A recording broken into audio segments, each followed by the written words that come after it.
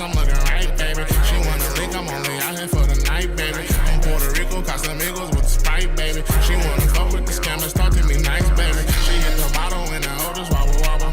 Just thought he fucking for a fight, the cobble wobble. African twin, he spin, hit the throttle. She wanna fuck with the gangsters, talk to me nice, baby. Finish the bottle when I hope then she a model. I am in the building, I am in the building, ladies and gentlemen. We're here to get this show started. Ow! The check-in report is in the building. We got a lot to get to. Kamala Harris. Let's go. Woof. Woof.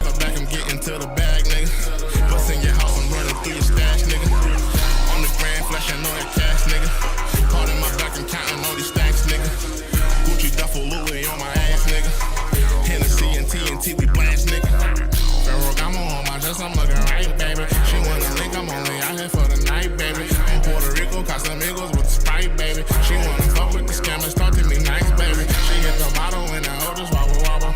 Just thought he fucking for a fight, the cobble wobble. African twin, he spin, hit the throttle. She wanna fuck with the gangsters, talk to me nice, baby. This whole ain't sick, she fucking on the damn crew. Coming out of sock, she lost her damn shoe. Her friend a poppin', she ain't got no damn clue. Rollin' O's and weed and smoking bamboo. Smoking gelato when the Tahoe smell the fucking jar. She wanna ride with me cause we look like some movie stars. The stody moving faster than a speeding car. Coming through the door with no panties on. Poppin' Molly's and you know she took a Zanny bar. Talking about a Mazda is a family car. I hit her with a curve, then the coup de grace. Zillow games, I'm shaking up the dice, baby. She wanna stay with me so we can make the night, baby. She wanna be with me so I can lay the pipe, baby. I'm only out here for the night, baby. I'm looking right, baby. She wanna link, I'm only out here for the night, baby. On Puerto Rico, Casamigos with the Sprite, baby. She wanna fuck with the scammers, talk to me nice, baby. She hit the bottle and the oldest wobble wobble. Just thought he fucking for a fight, the cobble wobble. African swing, he spin, hit the throttle. She wanna fuck with the gangsters, talk to me nice, baby.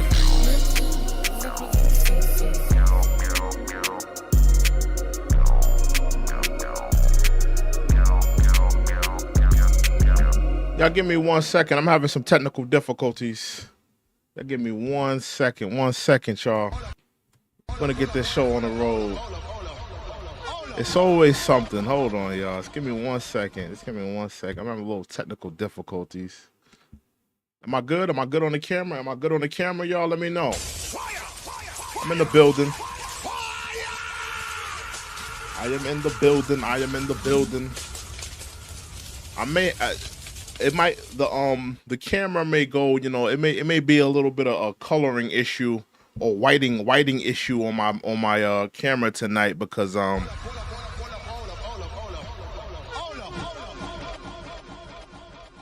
yeah, there may be a little bit of issue with the camera tonight because I don't know what's going on with my camera right now. But we're here to talk about it. We're here to get into this thing. Hopefully my camera will chill out in a few. I'm still dealing with some issues. Give me a second, y'all. Happy to be here. You could be anywhere in the world, but you're here with me. I'm happy to be here with you guys. Hopefully my camera will settle down. Yeah, Sinclair says it looks good. Yeah, all right. If it looks good, then it looks good. All right, then. All right, so yeah, if it looks good, it looks good. All right, then. So let's get into the show, y'all. The Prince of Camelot, Kamala Harris. Come million. Campaign rally. She had a campaign rally out in Philadelphia, actually. I just wanted to hear, you know, her stance and everything. She has a new VP,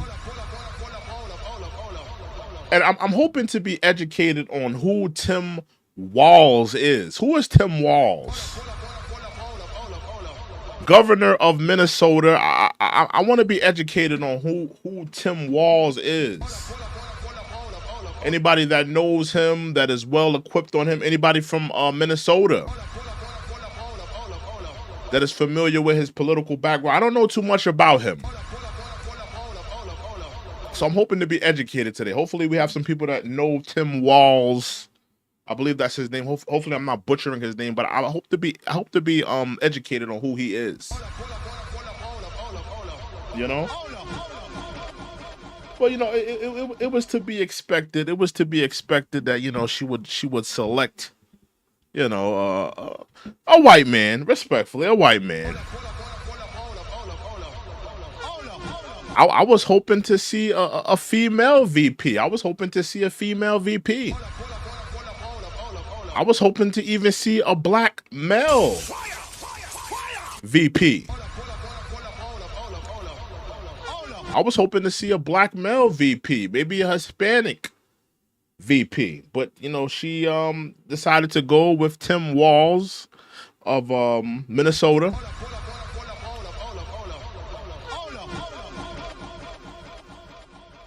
Yeah, I'm dealing with some like a blur issue on my camera. Y'all might have to. Yeah, I think I'm gonna rock out like this.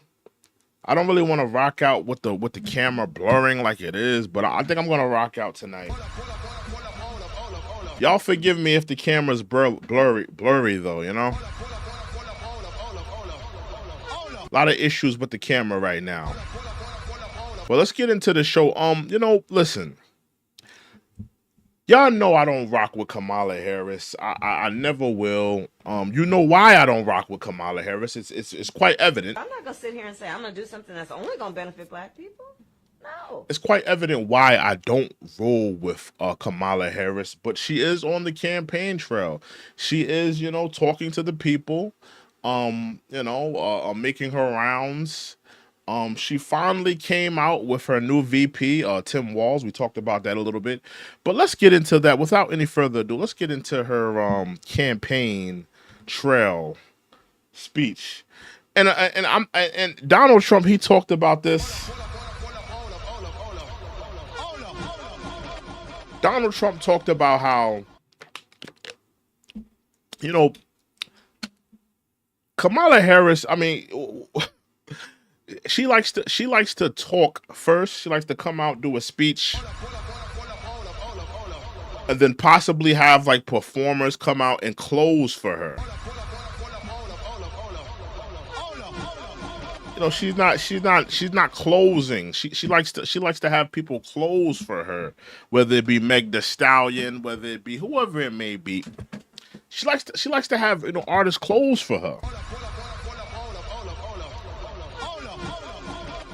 You know, because, you know, people aren't really interested in what she's talking about. Let's be honest.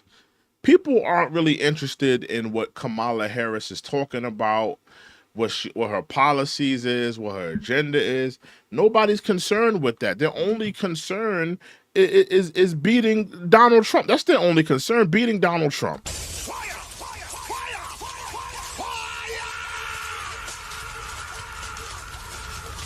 The main focus, the main goal is to beat Donald Trump. You know, most presidential elections are ran for policies, agendas, what people are trying to push, what people want to do first day they get in office. This has been the opposite.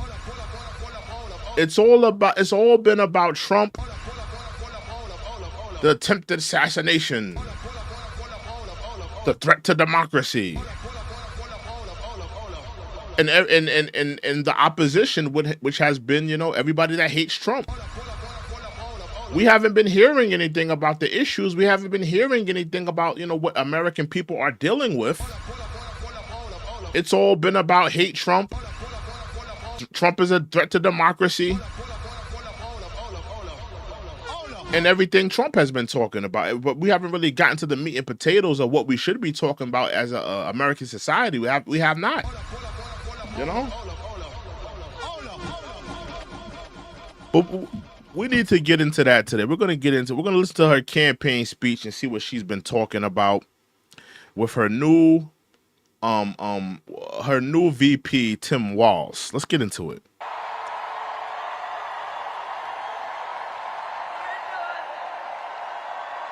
Good evening, Philadelphia. And please humor me tonight. I need to know who has more pantsuits, Steve Harvey or Kamala Harris. Who has more pantsuits? I need to know.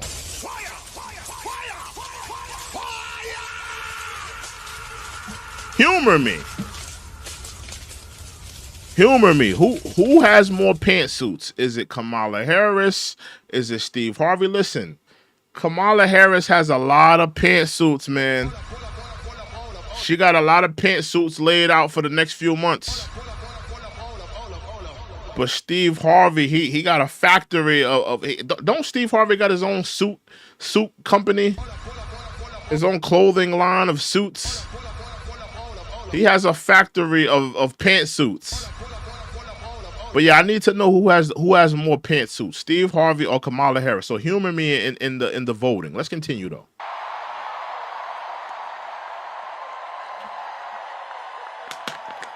Good evening.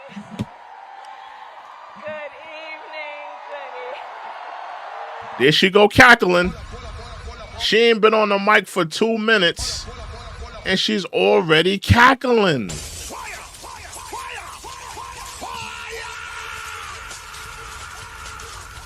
Kamala, what are you cackling about? What are you you've been on the mic for 2 minutes and you're already cackling. Stop cackling. Talk to these people that are dealing with inflation. Talk to these people that are dealing with, struggling with paying their bills. Talk to these people that are, feeling the weight, feeling the pressure of the American economy. We don't want to hear you cackling. We're tired of you cackling. Let's get to it. Good evening, everyone. Good evening. Good evening. Oh, it is good to be back in Pennsylvania. Back in Pennsylvania? You ain't been doing no rallying. Kamala Harris has been lazy. She ain't been doing much rallying. She was in Atlanta. But outside of Atlanta, where has she been? She hasn't conducted any interviews. She hasn't been on the campaign trail really like that. Outside of Atlanta, she did go to Atlanta. But, I mean, you ain't really been out there, Kamala. This ain't like your 100th time back in Philadelphia. This ain't your 100th time in Philadelphia. You mean, come on now. You're back in Philadelphia. Stop it.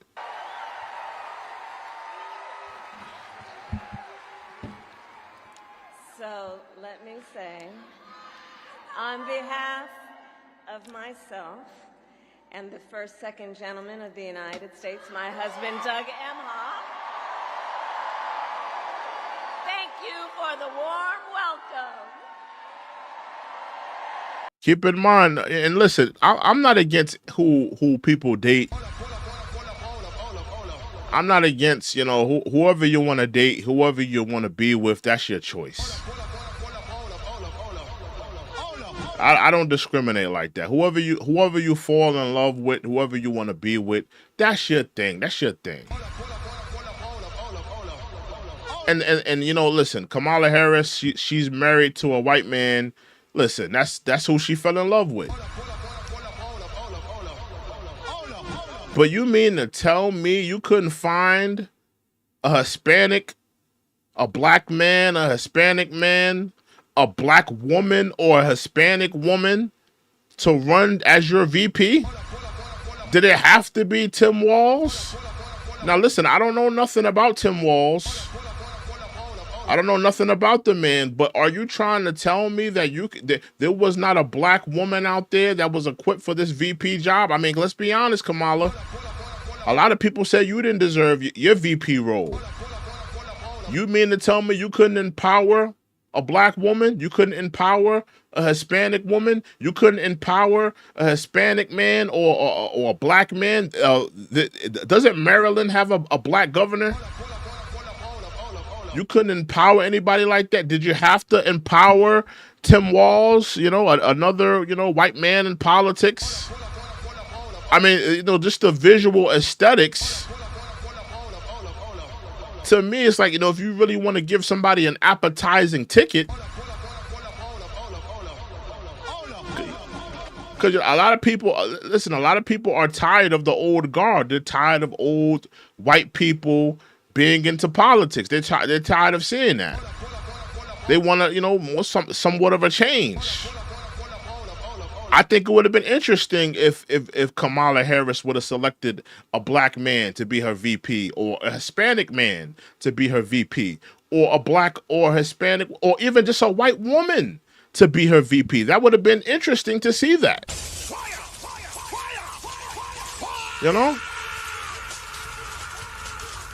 Am I off basis with that? Am I off basis? Would y'all have liked to see that? Would y'all have liked to seen her with a white woman to be her VP, or a black woman to be her VP? Let me know.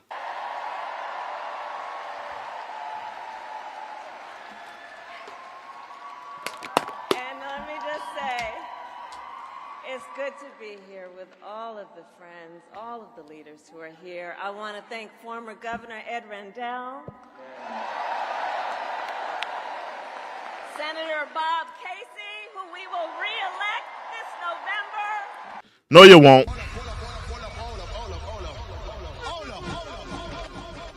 Nobody's voting for the Democrats this year. Nobody's voting for them. You guys are not. We're not voting for you this year. That's not happening.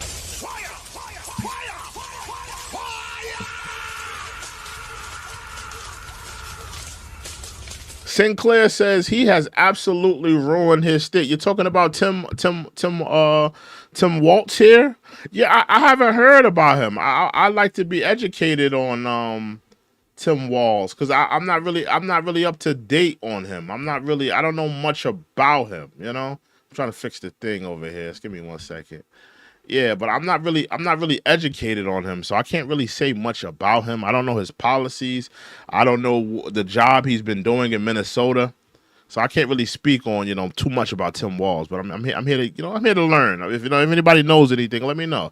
Sinclair says he's ruining his state. That's interesting. Okay. Senator John Fetterman, Mayor Sherelle Parker, and Chairman Jamie Harrison. And it is Sound like a bunch of Democratic mayors and governors that have been running down their cities. Sound like that's who she called out here. Let's continue, though. to be here with your incredible Governor Josh Shapiro. Now, I've heard of Josh Shapiro. Now, I've heard of the nonsense he's been doing.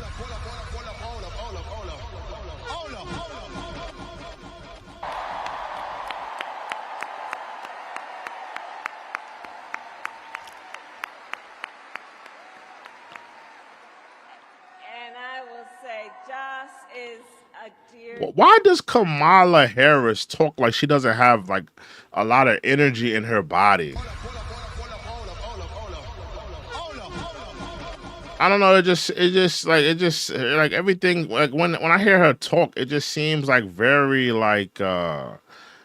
It's hard to put my finger on it. It's like, I don't know. It's just very like, yeah, like very librarian secretary-ish. That's what it sounds like to me. It doesn't sound good. It doesn't sound good to the ears. It just sounds like she doesn't have a lot of energy in her body. Y'all give me 1 second. My fault, y'all, cause my camera is like bugging out right now. Y'all give me 1 second. Just give me 1 second, y'all. 1 second. Give me 1 second. My camera.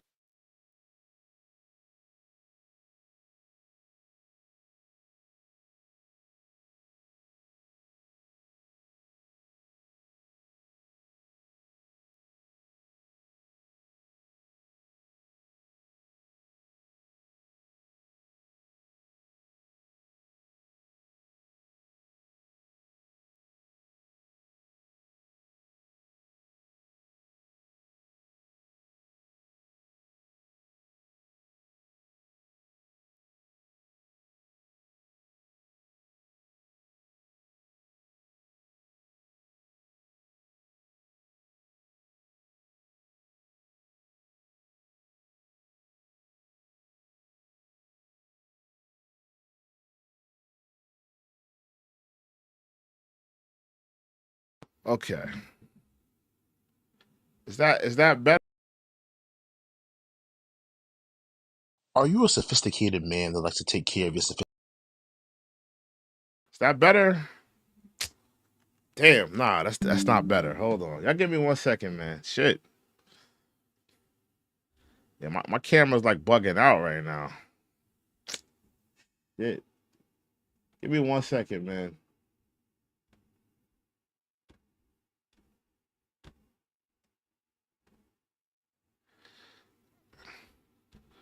Yeah, I'm having a lot of technical difficulties right now. Give me 1 second. All right, I think I should be good. Am I clear on your screen? Am I clear, y'all? I apologize for that. Yeah, I'm having a lot of technical difficulties today.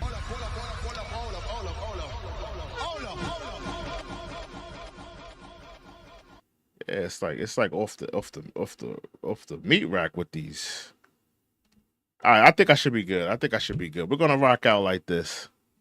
Yeah, I think I'm good like this. All right, let's get back into the show. Let's get back into what she was talking about. Let's get back into what she was talking about in this campaign rally. Let's get back into it, y'all. Yeah, I apologize for that. Let's continue though. Dear friend and an extraordinary leader. He and I have been spending a lot of time together over the years, and I told Josh, look, I am so invested in our friendship in doing this together, because together with Josh Shapiro, we will win Pennsylvania. No, the hell you won't.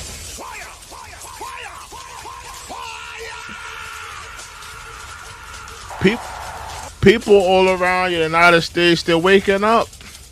They're waking up to the technology. They're waking up to the nonsense. They're waking up to it. They're waking up. Oh, salute. E. Cole in the building. What's up, E. Cole? What's up? Yeah, people are waking up, though. People are waking up in Pennsylvania. People are waking up in Florida. People are waking up in all the swing states.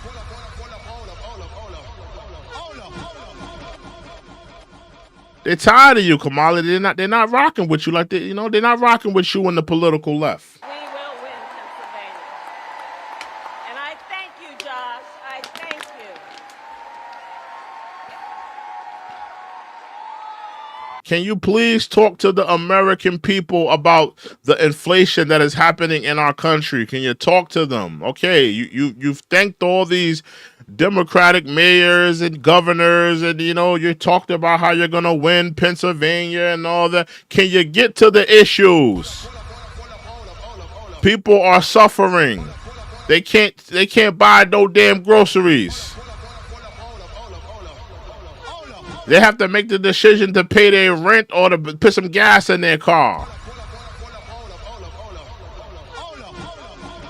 Stop thanking everybody. Stop cackling and get to the issues already. So Philadelphia, I launched my campaign for the President of the United States a mere 2 weeks ago. Okay. And it's... And you have yet to conduct an interview. You've only been to one rally, and after today it will be 2 rallies. They gave you the Democratic nom on a silver platter. You didn't have to go through any primaries. You didn't have to fight for that position. What are you crying about? Come on, let's hear what you're crying about. It's been a bit of a whirlwind. Well, shouldn't it have been? You and the Biden administration, you swindled the people out of a Democratic election. You swindled the Democratic. You swindled the people out of a Democratic elected process. But you're talking about, it was so much of a whirlwind. We don't care about the whirlwind that's happening with you. People's finances are in a whirlwind.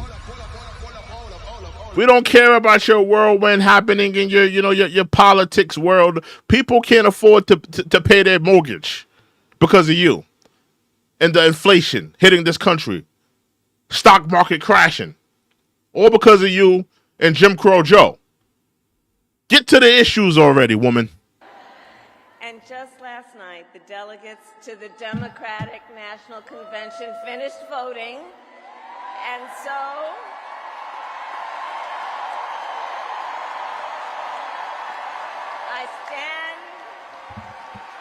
I stand before you today to proudly announce I am now officially the Democratic nominee. Now, let me stop right there. This woman didn't have to debate with, because, you know, they like to kick in the back of Donald Trump. Donald Trump, he never had to debate nobody. Neither did this woman. Who did Kamala Harris have to debate to get this Democratic nom? This woman has yet to do an interview with the publication. At least Donald Trump sat down with Aiden Ross. At least he sat down with the National Association of Black Journalists. At least he sat down and talked to I think he even talked to not ABC, but I think he even talked to NBC. Either NBC or CNN. He sat down and talked to that publication. This woman has yet to do any of that.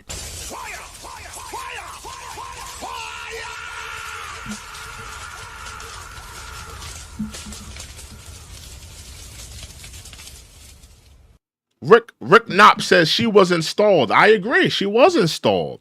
She definitely was installed. She definitely was installed into that position. And I think it's very peculiar. And I think people should look into how they conducted this process. The fact that, you know, Biden left at the time he left, all of a sudden his cognitive skills has dissipated. All of a sudden he can't go along with the race.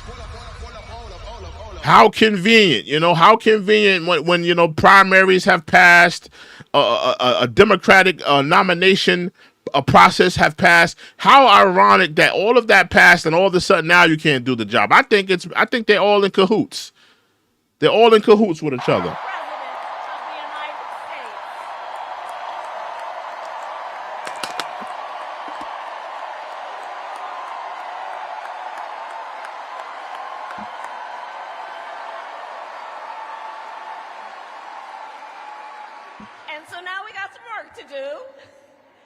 Now we got some work to do. What were you doing for the last 3.5 years? Pushing pencils? Doing your hair? Cooking up masala dosa? Indian recipes? What were you doing? Buying new pantsuits from Claire? What were you doing?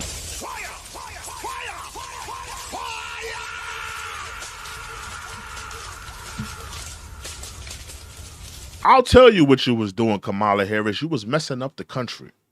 You was messing up the country. You ain't even been down to the damn border. People pouring into this country. You have not been doing a good job.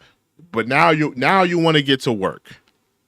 Now you want to get to work. You ain't been working for the last 3.5 years.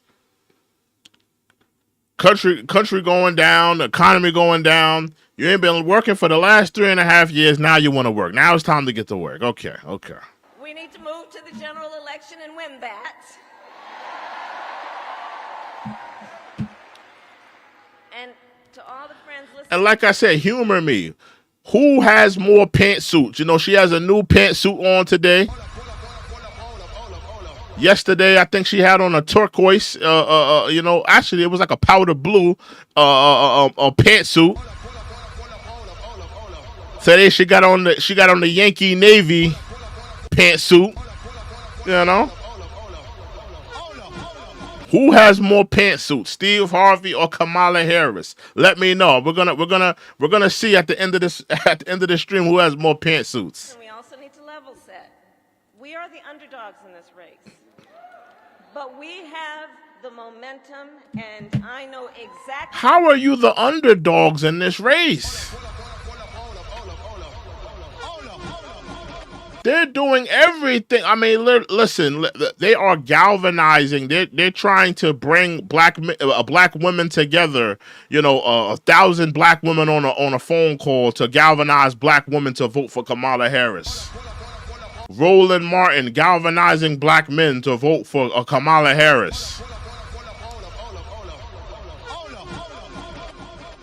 White liberals white liberals, LGBTQ, they're all being galvanized to go against Trump. How are you the underdog? How are you the underdog when Trump has been hit with indictments? How are you the underdog when Trump is in and out of court every single day? Didn't he just lose a defamation lawsuit? Had to pay a couple M's. How are you the underdog when Trump just got an attempted assassination attempt on his life? How are you the underdog when you buying new pantsuits every other week?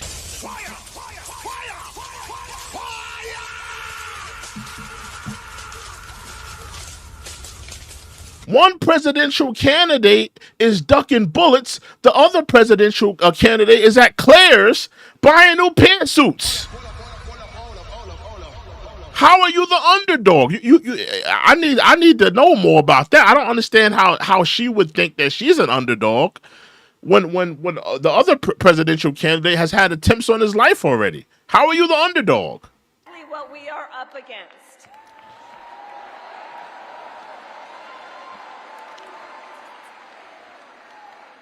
Hey, y'all, hit that like button. We got about 121 people in the building. Hit that like button. Hit that subscribe button as well. But hit that like button right now, y'all. What a thrill. Hit that like button. Hit that subscribe button. We riding high right now.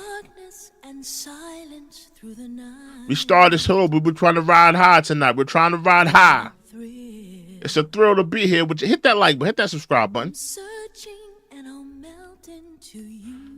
A lot of y'all are searching and melting for the like button and the subscribe button. Hit that thing right now. Let's get back into it, y'all. Let's get back into it. Now, many of you know, before I was elected vice president or elected a United States senator, I was an Somebody says she Indian, right? She absolutely is Indian. This is an Indian woman, y'all. An Indian woman cosplaying as a black woman. This is not a black woman. CNN has lied to you. ABC has lied to you. NBC has lied to you. This is an Indian woman.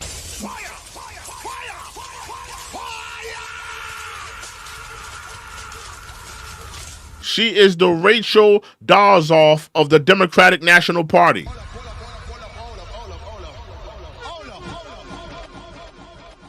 This is not a black woman. She has lied to you. elected attorney general and before that elected district attorney.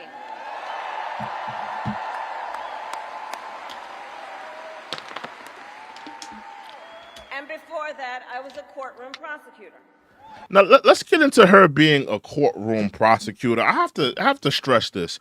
You know, here you have now. Let's be honest.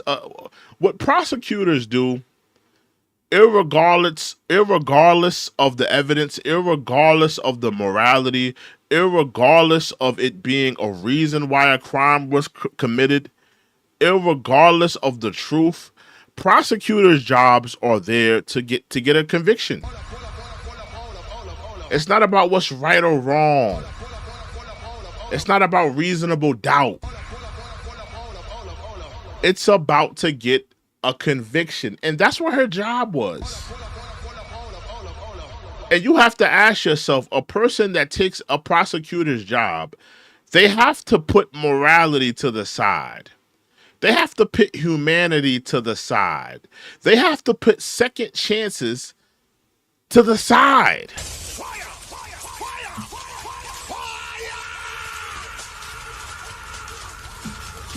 And that's what her job was. Her job was to do that. Her job was to put second chances to the side. Her job was to hammer home charges and throw black men, some white men, some black women, some Hispanic men, to throw them in jail and throw away the key.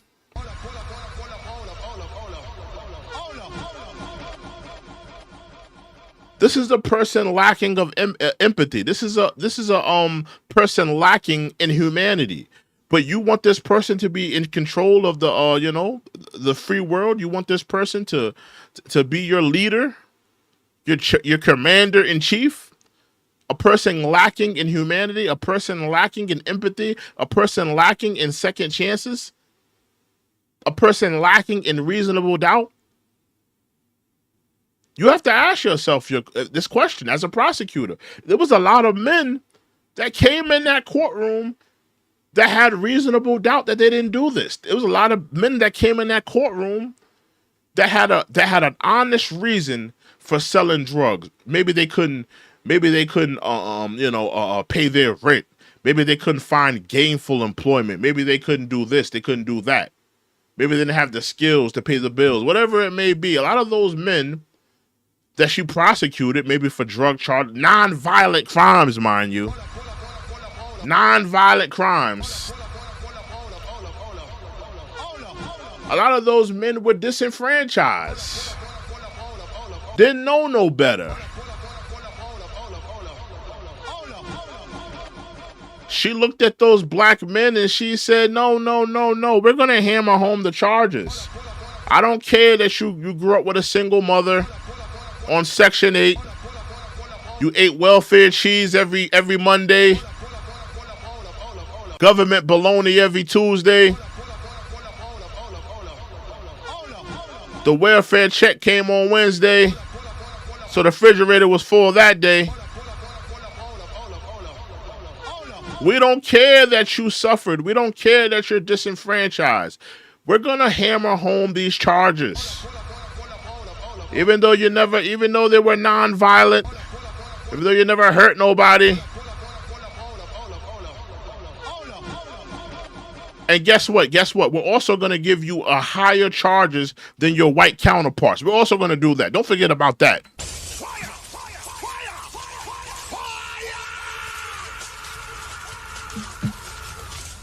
That's what she did. As a prosecutor, that's what she did. Let's continue. So in those roles, I took on perpetrators of all kinds. Mm-hmm. Predators who abused women. And some of those men, how about this, Kamala? Because, she's speaking in generalities. Some of those men you locked up didn't do the crime. And listen, I'm not going to sit up here and act like, Kamala Harris didn't prosecute men that deserved it. She probably did. But what about the men that didn't deserve it? What about the men that didn't do those crimes that they were accused of? What about those men that, somebody planted fake evidence and you bid on those charges? She's speaking in generalities. Listen, Kamala Harris, she probably locked up a few people that deserved it. I'm not going to sit up here and lie. She probably locked up a few people that deserved it. But what about those few and many that didn't deserve it? A prosecutor's job is to hammer home charges. A prosecutor's job is to get a conviction. It doesn't matter about morality, humanity. It doesn't matter about reasonable doubt. Not enough evidence. These things don't matter to a prosecutor. We'll make it stick. We'll make it stick. We'll get the right jury in there. We'll make these charges stick. We'll make a convincing argument. That's what her job was. And she's speaking in generalities. Fraudsters who scammed consumers. You're scamming the American people right now. Telling them that you're a black woman. Or are you not scamming us right now? You are now telling everyone that you're a black woman. Associated Press said when you became a senator that you were the first Indian senator. Kamala Harris, you're not Michael Jackson. I'm black, I'm white. I'm black, I'm white. You can't do that with us. You're going to have to pick a side. The Associated Press, they ran an article when you became a senator. They said that you were the first Indian woman senator. Not the first black senator. Not the first black female senator. The first Indian woman senator. So you're talking about fraud. You've been a fraud for the last couple years, telling everyone that you're a black woman. You're not a black woman. So you're a fraud yourself. Let's continue. Cheaters who broke the rules for their own gain. Cheaters who broke the rule for their own gain. Did you not cheat the American people out of a democratic process? A lot of people wanted to vote for RFK. A lot of people wanted to vote for a different Democratic nominee. You cheated people out of that process, did you not?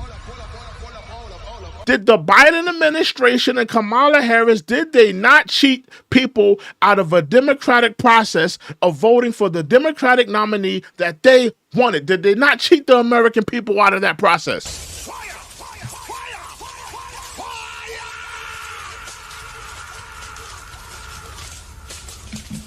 So when you're talking about cheating people, you cheated people yourself.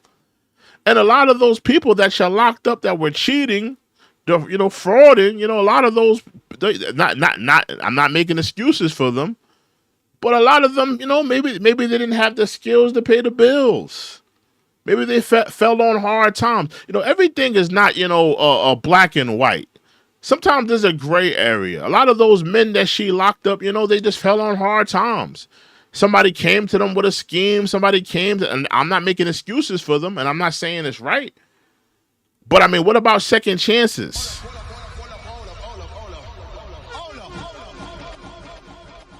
What about a lot of those young men that just got wrapped up in, somebody influenced them wrong? And you didn't care. You didn't care that it was a disenfranchised black man that came in there. And that he was just led astray by bad influences. You didn't care about that. She's proud about those black men that she locked up. She's proud about that. It's a badge of honor that she locked up those black men. She was probably in bed with her husband, with her white husband, laughing about all the black men she threw in jail and threw away the key. That's what she was doing.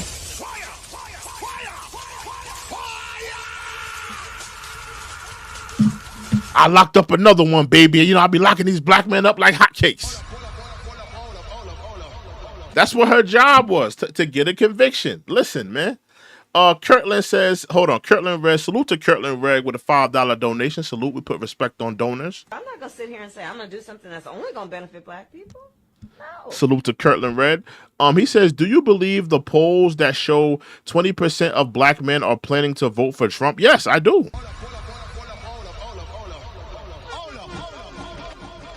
I do believe those polls because Kirtland, black men in particularly, but I get to black women and how they feel, or how I've seen how they feel. But if we're gonna talk about black men, black men are tired of being taken advantage of by the political left. The political left has been using the black vote for over 50 years. We put these people in office. We give these people the position. And, we expect them to do things for us. We expect them to, push our agendas, incentivize us. But when they get in these offices, they act like they don't know us. They act like they don't know us. They're not trying to take our phone calls. They're not trying to work for our communities. When election season was around, they was in the churches. They was kissing the babies. They were shaking hands. When they get in office, they act like they don't know us. And then furthermore, they spit in our faces because 100% of the vote, we're voting Democrat. We're putting you in the office. You get in the office. You don't take our calls. You don't push our agendas, but you're pushing the agendas of the LGBTQ. You're pushing the agendas of the immigrant class. You're pushing the agendas of all these other different communities, but it was black people that gave you 100% of the vote. It's insulting. So I absolutely believe that 20% of black men are voting for Trump. I think it may be higher. It may be higher. And in terms of black women, a lot of black women, they feel the same. Black women, they see what's happening. They see that the Democrats aren't doing anything for you. They're not helping you. They're pushing every other agenda. It's the same thing. We see it. Black people see what's going on with the Democratic left. And we've waken up. And the reason why they got, all these immigrants pouring into the country is because they are trying to weaken, they are trying to suppress the black vote.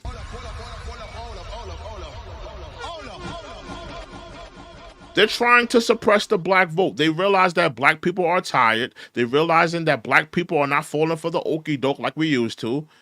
And they're saying, well, listen, man, we got to do something about these black people because they're not voting for us like they used to. They're smelling the coffee. So now they're trying to create an immigrant class that will keep them in office for another 50 years. That's what they're doing.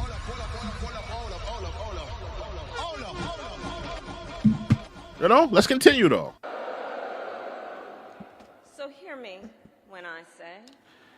And if you guys want to talk to me, if you have something you want to say, if there's something you want to add to the dialogue, if there's something you want to add to the discussion, put it in the Cash App, put it in the super chat, put it in the add to the discussion. Let's talk about it. I want to hear what you guys think.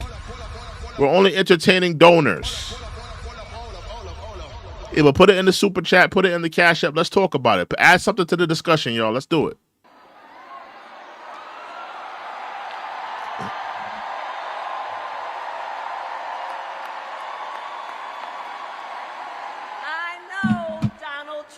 Type.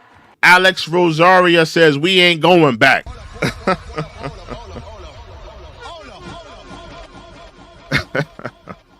Let's continue.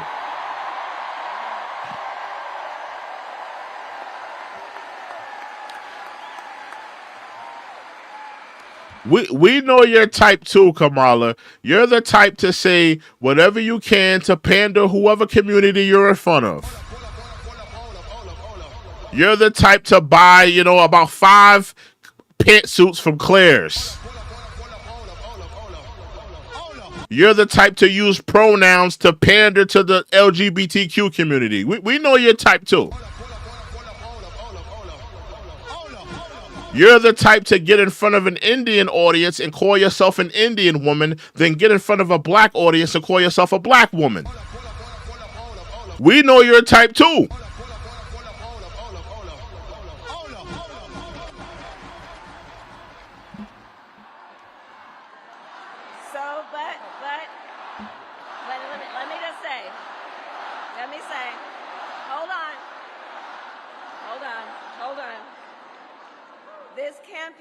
Our campaign is not just a fight against Donald Trump.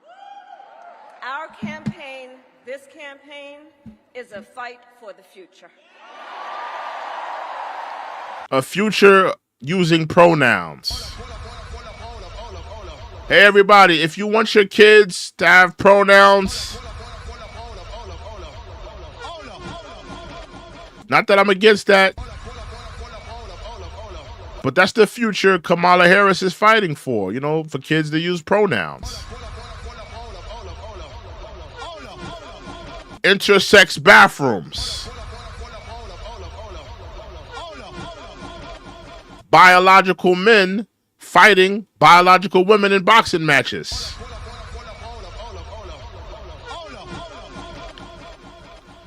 That's the future Kamala Harris is fighting for. How about this?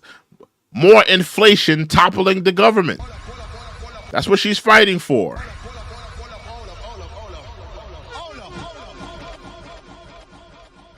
That's what she's fighting for. It's a fight for the future. In Pennsylvania, we fight for a future with affordable housing, affordable health care, affordable child care. Wait a minute, Kamala Harris. Wait a minute. You've been in office for the last 3.5 years. You've been in office for the last 3.5 years. Why haven't you been working on it then?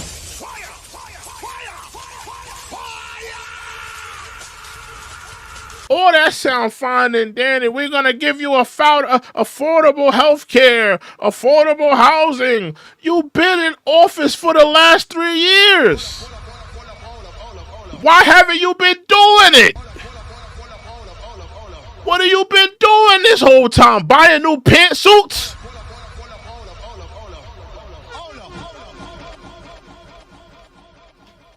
Kamala Harris clearing the clearance rack at Claire's when it comes to the pantsuits. Salute to Too Evil, Too Hope. Salute to him with the $5 donation. He says the Democrats are terrified Black Americans are leaving the plantation. They have kept them on since the 60s. The Democrat Party founded the KKK. That's an absolute fact right there.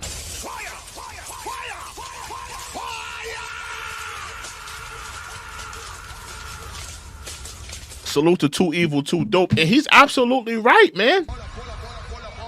Black people are waking up from the plantation. They realize that the Democrats have been doing absolutely nothing. They haven't been helping the community. They have been hurting the community. Think about it. All of these Democratic ran cities. Look at take a good look at all these Democratic ran cities. Look at the Chicagos. Look at the Detroits. Look at the New York. Look at all these Democratic ran cities. They're infested with drugs, crime, criminality. Immigrants pouring into their cities. These are not people helping Black America move ahead. And truthfully, they've been plotting against the Black community. Why in every Black community, do you see a Planned Parenthood? Every Black community, a Planned Parenthood, democratically ran.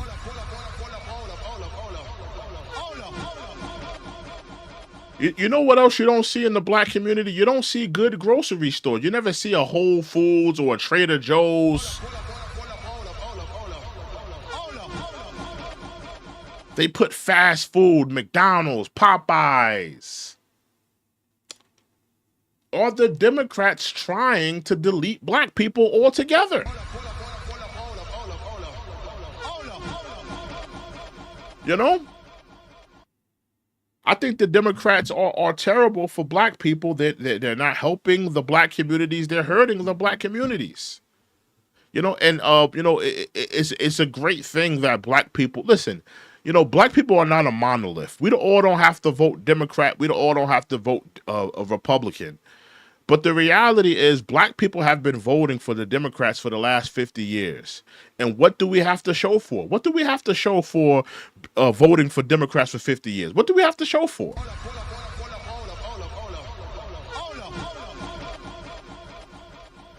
I mean, come on, like the Voting Rights Act. We're talking about over a half a century ago. You know? Lyndon B. Johnson, we're talking about over a half a century ago.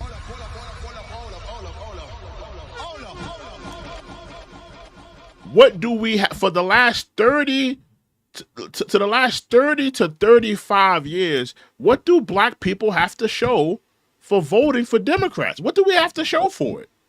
We don't have nothing to show for it. You know, people always bring up the Voting Rights Act. I mean, we're talking about something that happened over a half a century ago, y'all. So you mean to tell me all the Democrats have to show, all Black people have to show for voting for the Democrats is the Voting Rights Act? That's all we have to show for. That's sad. That's sad. That's sad. That's all we have to show for voting for them. And it's time to wake up.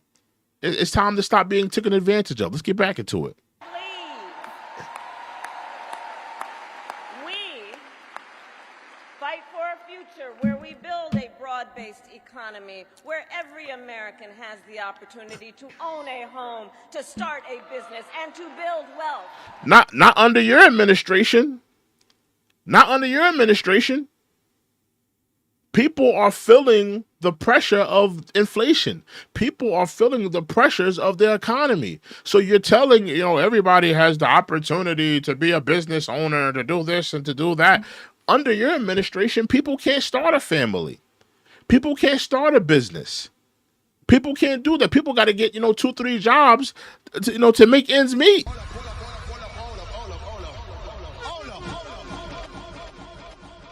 So what you're saying, it sounds hot, it sounds nice, where everybody has the right to own a business and to be a homeowner, but under your administration, that hasn't been the thing.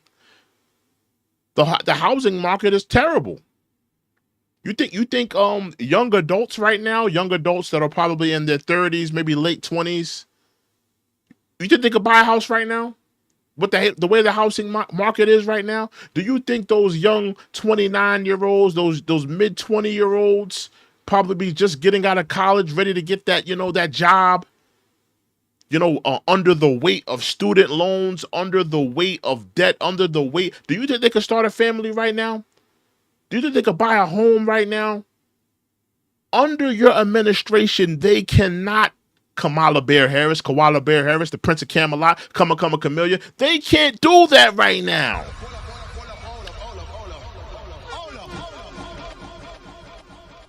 And we have you to thank for that. We have the Joe Biden, Kamala Harris administration to thank for that. You put us in this predicament.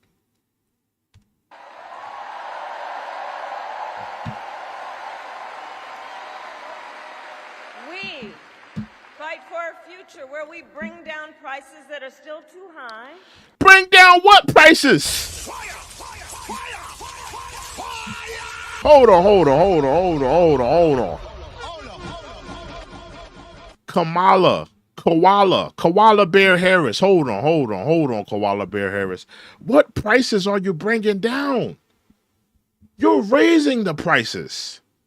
You're raising the prices of the grocery bills. You're raising the prices of the rent. You're raising the prices of the mortgage. You're raising the prices. You're squeezing us with the taxes.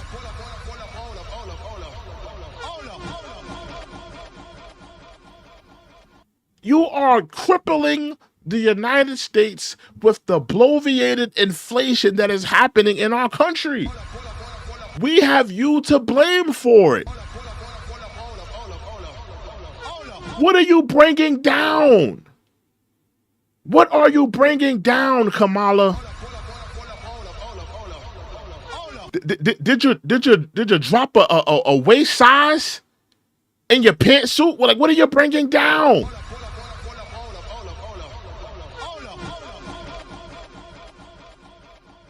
Did you drop a waist size? You used to be a size 6, I don't know what you're talking about when you're bringing down. What are you bringing down?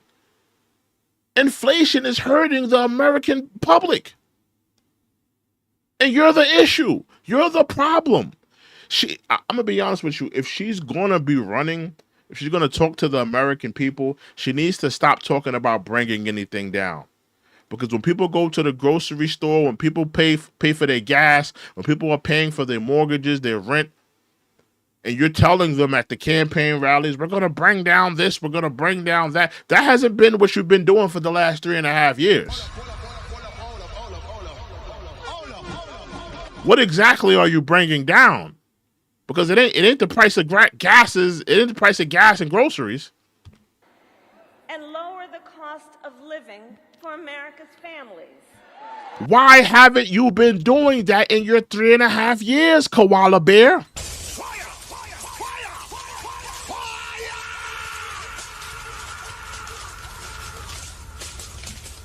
Why haven't you been doing that? Why haven't you been lowering the prices? Why haven't you been doing this? If you're gonna run on these issues, shouldn't you be doing these things? You know, if you had a record, if Kamala was running and inflation was down, maybe she would have an argument here. But inflation is out of hand; it's running rampant.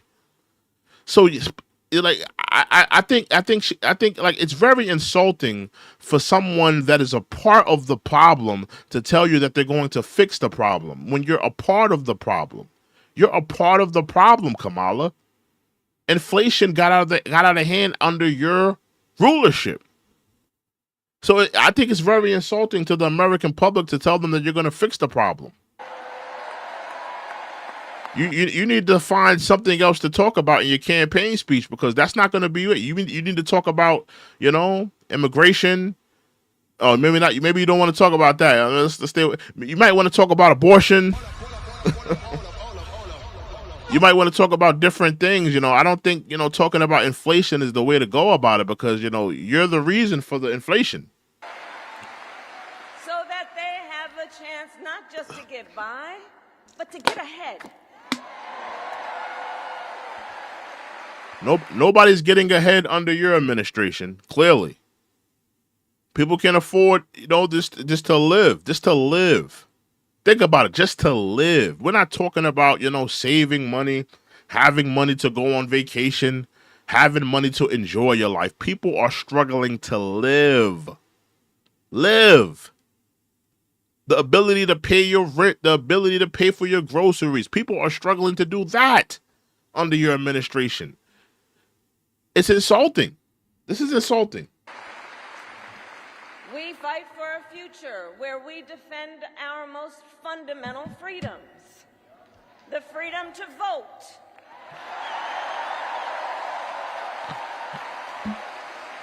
The freedom to be safe from gun violence.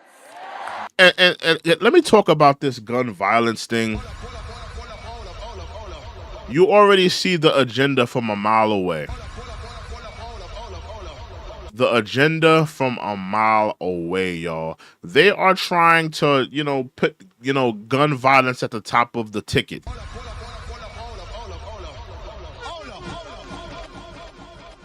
The reality is this.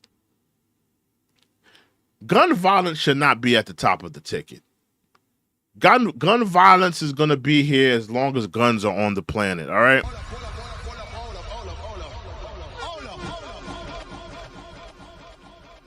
Gun violence is going to be here. You need to worry about inflation. You need to worry about the price of our damn groceries. You need to worry about the problems that are affecting all Americans. We don't care about gun violence right now. Gun violence is not important right now. We don't want to put that at the top of the ticket. There are things that are more important than gun violence.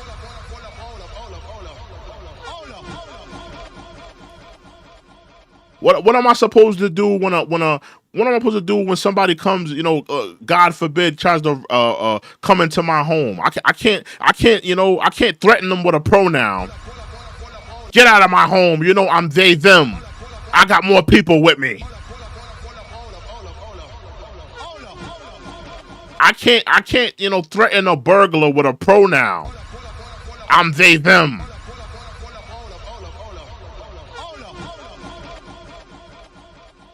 People need guns to protect themselves. People need guns. And, a gun is the ultimate bargaining chip. What do you think is stopping? And listen, this is going to be kind of deep. And I don't want nobody to, get mad at what I'm going to say, but it's real. It's real. And it's just the world. But what do you think is stopping that sexual deviant or that pervert from running into that woman's home? What do you think was stopping that pervert that's in that community? That offender that nobody wants in that community, but, they've placed him in that community. What do you think is stopping him from going and running into that home? Remember, it takes the police to get to, it takes about, They say about what, 7 minutes for the police to show up? What do you think is stopping that creep, that deviant from running into a woman's home?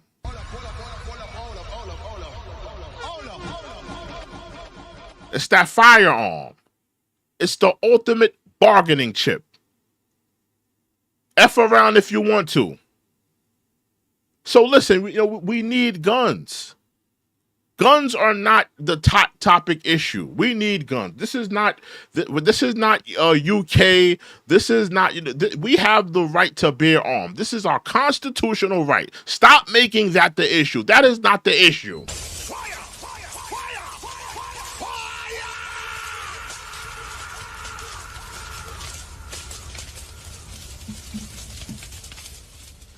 Somebody said, "What's wrong with background checks?"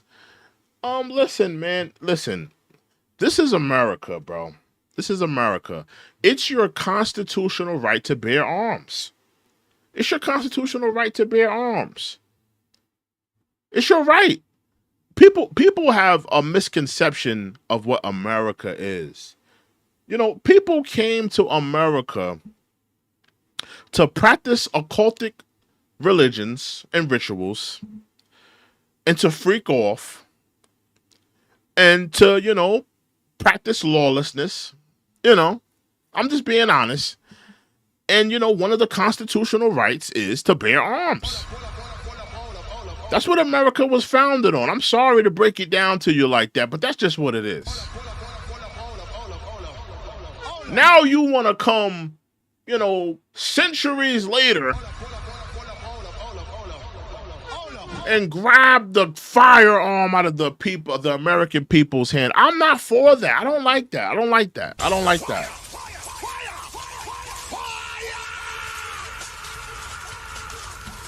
I don't like that. I don't like that. I don't like that. The American public deserves to have firearms. And a lot of people don't know is that when the government, hypothetically, if the government were to fall, if the defense system falls, if the army fails, if the Navy fails, the people are supposed to be the last militia. A lot of people don't know that. There's a reason why the American public should be armed. The people are supposed to serve as the last militia.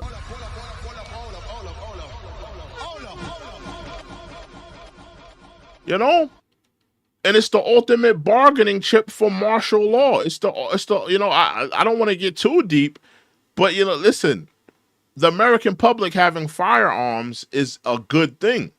It's not a negative thing. It's the ultimate bargaining chip.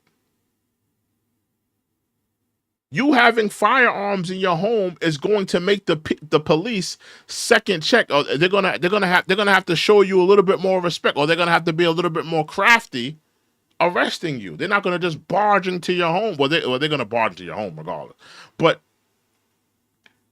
they're gonna listen. Let's just say it's just a bar. I don't want to go too far right. I don't want to go too far right. Or far left, rather. But it's the ultimate bargaining chip. Let's just say that, and I think it's very disgusting that the political left are trying to make, gun violence the issue here. When you talk to the American public right now, nobody's talking about gun violence. Everybody's talking about the inflation. Everybody's talking about immigration. Everybody's talking about, things of that nature. Abortion. People are talking about those issues. They're not talking about gun violence. That's not the top thing at the docket right now. But you see what the political left is trying to do.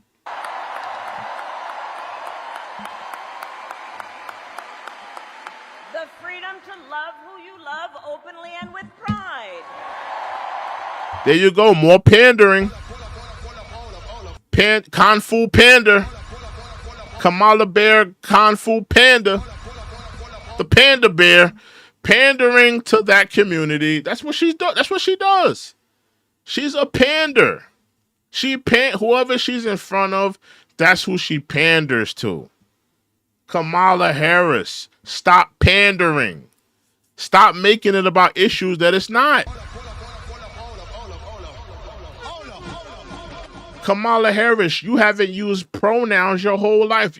How old is Kamala Harris? How old is Kamala? Let me look that up. Anybody know? I'm gonna look into the chat. How old is Kamala Harris? How old is Kamala Harris, y'all? Somebody let me know. How old is Kamala Harris? What is she, like 47, 45, 49, 52? How old is she? I want to know. Let me know. Don't make me have to look it up. How old is Kamala Harris, y'all? I want to know. Is she in her 50s? Is she in her 40s? Y'all taking too long. Hold on, man. I'm going to look it up myself. Let me look it up. Y'all taking too long. Hold on. Y'all taking too damn long. Kamala Harris age. Let me look it up on my phone. Because y'all taking too damn long. Okay, she's 59. 59 years old on this planet, Kamala Harris. For at least 55 of those years of you on this planet, you haven't used pronouns. Think about that. She's been on this planet for over 55 years, and she's never used a pronoun. But now that you want to pander to that community, now you want to use pronouns. You wasn't thinking about, pandering to that community all your time as a prosecutor, all your time as a senator. But now that you're in this, portion of your career as a VP and as a presidential candidate, now you want to use pronouns. I think that's very interesting.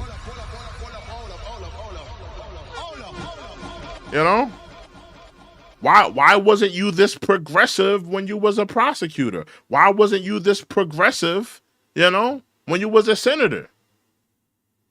Or is it just because you're in front of, that community and you're just pandering to them and you're trying to get the votes? That's what you're trying to do. That's what it's really about. Let's be honest here. Let's really talk about that here. Let's continue, though.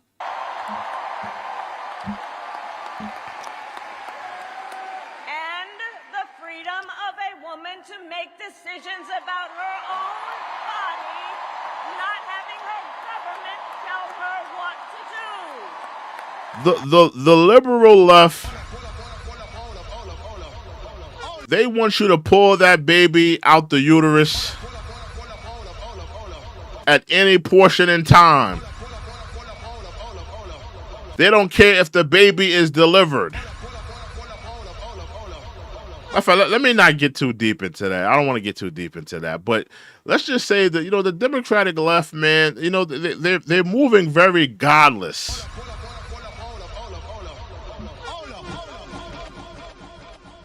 They're moving very godless.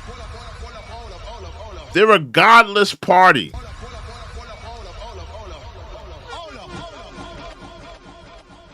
Let the states decide. Let the states decide if they should have that right or not. Let's not let the let the place that you live decide if you should have that procedure. Do I think in certain cases a woman should have those rights? Absolutely.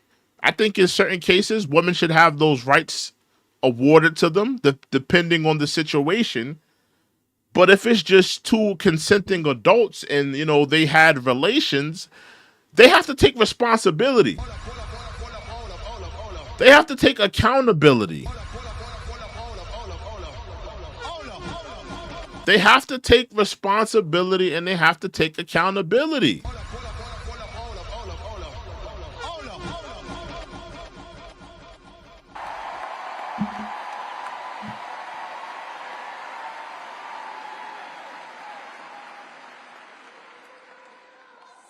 I love you too. So here's the thing. Since the day that I announced my candidacy, I set out to find a partner who can help build this brighter future. Now, let me talk about this for a few, right? all of the candidates that you could have selected. And like I said, listen, I don't want to get into her marriage, that she's with a white man. Listen, I don't have no problem. Be with who you want to be with, no matter who it is. Be with who you want to be. Whoever makes you happy, whoever you love, that's between you and your partner. You know, I'm not against, interracial relationships, it is what it is, it is what it is. But in terms of a VP, Kamala, I do have an issue with you selecting this man. I have an issue. You mean to tell me that you couldn't find a black man, a Hispanic man, a black woman, your so-called black woman, an Indian woman, a Hispanic woman to run with on that ticket? You mean to tell me you had to go find yourself a white man to run next to your Kamala Bear Harris?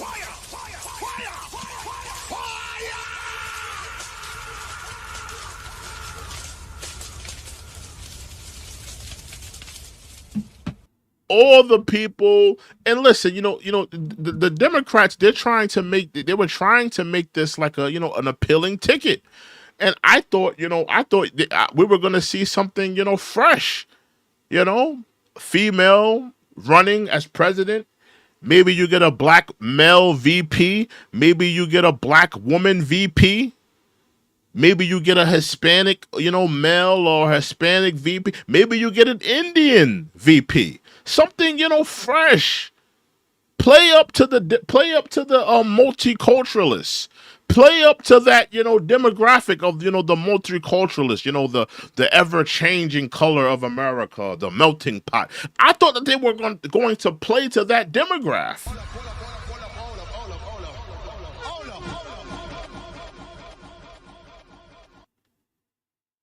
I thought they were going to, work towards that, demographic. Tim Walz, he looked like somebody that belongs on the Mar-a-Lago golf course.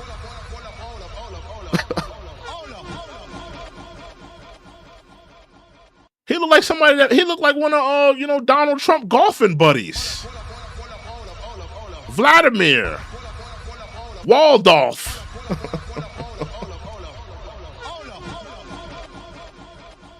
He looked like Joe Biden's cousin.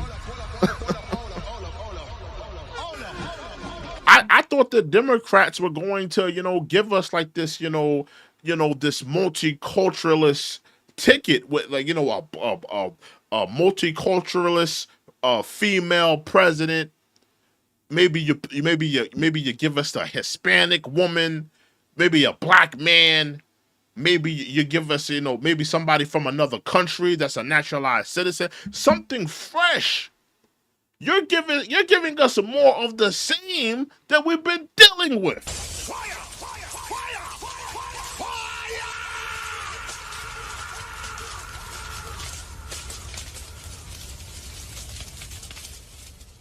Yeah, I don't get it. I don't get this strategy here.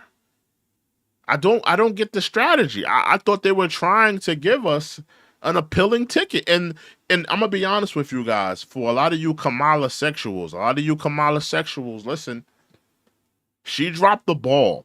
She dropped the ball with this VP selection. A lot of y'all probably like Tim Walz. I don't know much about him. But just the optics of it, just from the optics level, this is a bad look.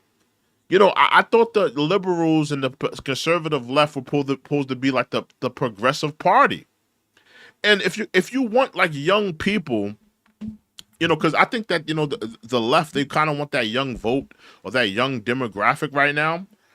If you're trying to appeal younger people, to me, it would have made sense for you to have this multiculturalist woman to run with somebody else who represents like multicultural, maybe somebody from that's not just that same white face, not to that same white face that we see in politics. We don't need Mitch McConnell's uncle on his mother's side as your VP. You know, I wanted to see something fresh. Maybe somebody a little bit more youthful. Somebody in their 40s, you know, early 40s. Maybe somebody in their early 50s. I was hoping to see something fresh. Maybe a woman. That would have been interesting. Imagine if you had two women on a presidential ticket, like maybe you have Kamala and AOC, and I'm not pushing for that, but that would have been interesting to see. You know, two women run against two men. That would have been interesting.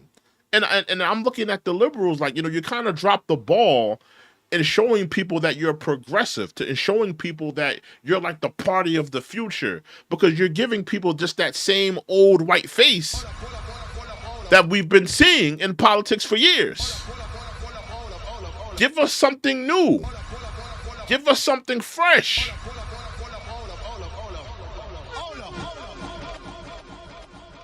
They've dropped the ball on that, and look at what Trump is. Say what you want about JD Vance, but he looks like a younger white man.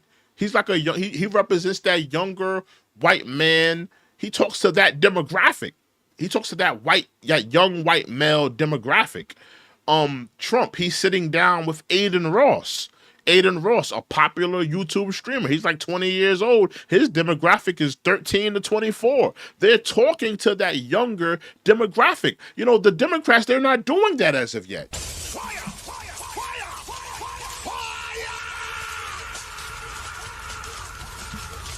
You know? But that's just my opinion. That's just my opinion. Let's get back into it though.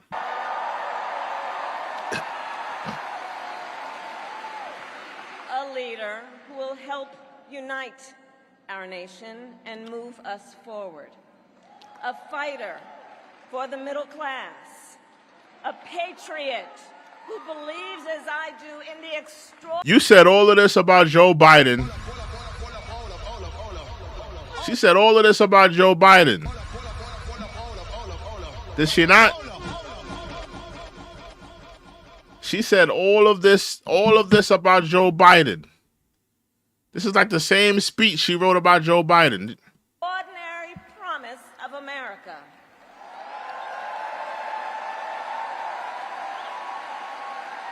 A promise. How do y'all feel about Timmy Boy? How do you guys feel about Tim Watts? How do you feel about Timmy Boy? Timmy Boy. Oh, poor Timmy. Poor little Timmy. How do y'all feel about Timmy? A promise of freedom, opportunity, and justice, not just for... Hold on, I just want to give you guys an update on who has more pantsuits. I want to give you guys an update. We're going to give updates during the course of the night. Who has more pantsuits? Steve Harvey or Kamala Harris? They are saying Kamala Harris has more pantsuits than Steve Harvey.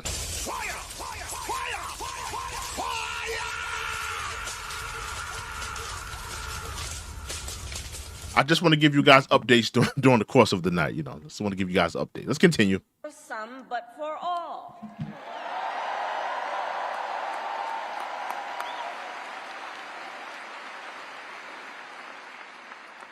So, Pennsylvania, I'm here today because I found such a leader.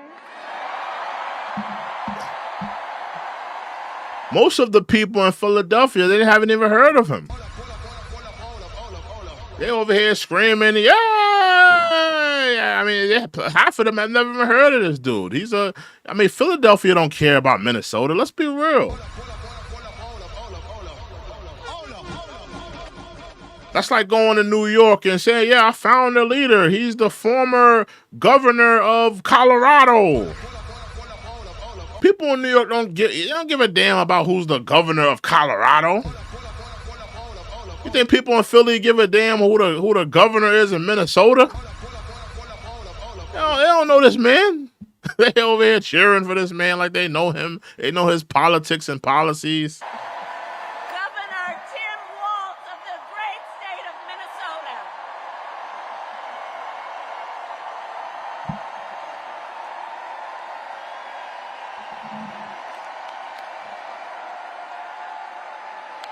I just find, listen, hear me out. Like I said, listen, whoever you want to be with, whoever you choose to be with, that's your thing. I'm not mad at that. But it's very interesting that she picked a white man. She picked a white man to marry. She picked a white man as her VP. Does this Indian woman just have jungle fever all around?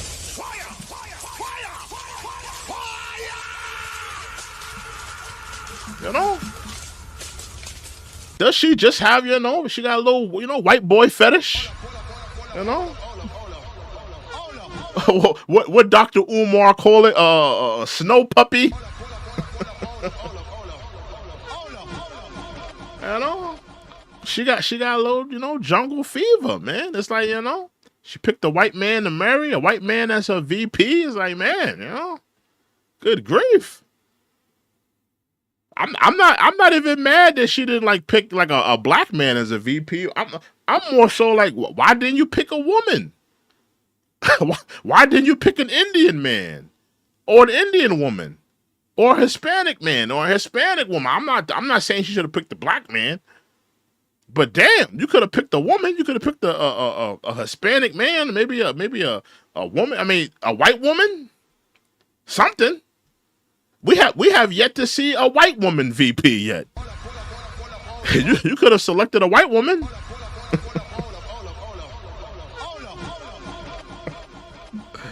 It's just very interesting. Very interesting.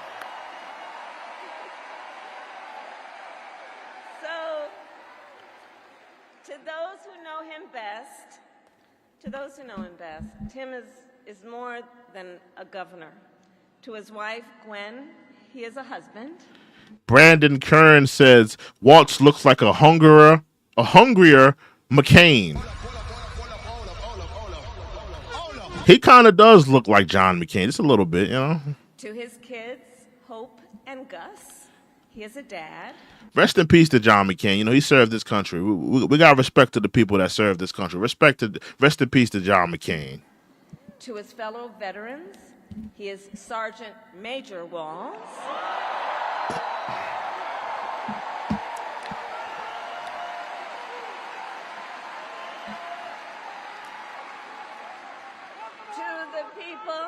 To the people of southern Minnesota, for 12 years, he was congressman. Now, I don't know much about Timmy Boy, so I really can't really speak on, a lot of people are saying they don't like him. Sinclair said that he's ruining the state. I don't know much about him, so I can't really speak too much about him. I think he's going to talk in a few. To his former high school students, he was Mr. Walz.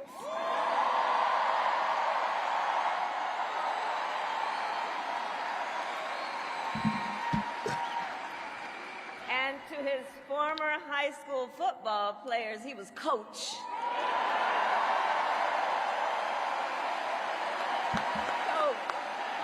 Coach. And in 91 days... Oh, my goodness, Kamala.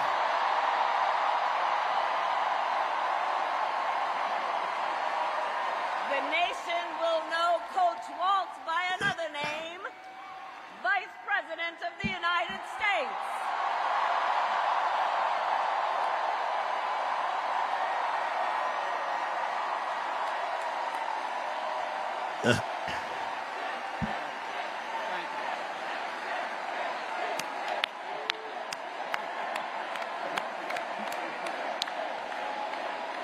It's like they kind of like that every child in America dreams of having, and that every kid deserves. The kind of coach, because he's the kind of person who makes people feel like they belong and then inspires them to dream. Kamala Harris, we're not playing Madden. What are you talking about? Why you keep calling this man coach? This ain't NCAA 2024. We're not playing Madden here. Calling this white man coach. This white man ain't played Pop Warner football in the 58 years. What are you talking about calling this man coach? Are we playing Madden here? John Madden here. I want to talk to you guys about John Walz. Actually, Tim Walz.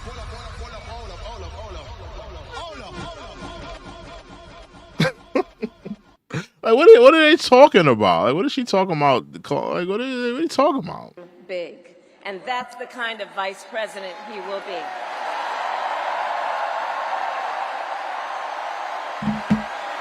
And that's the kind of vice president America deserves.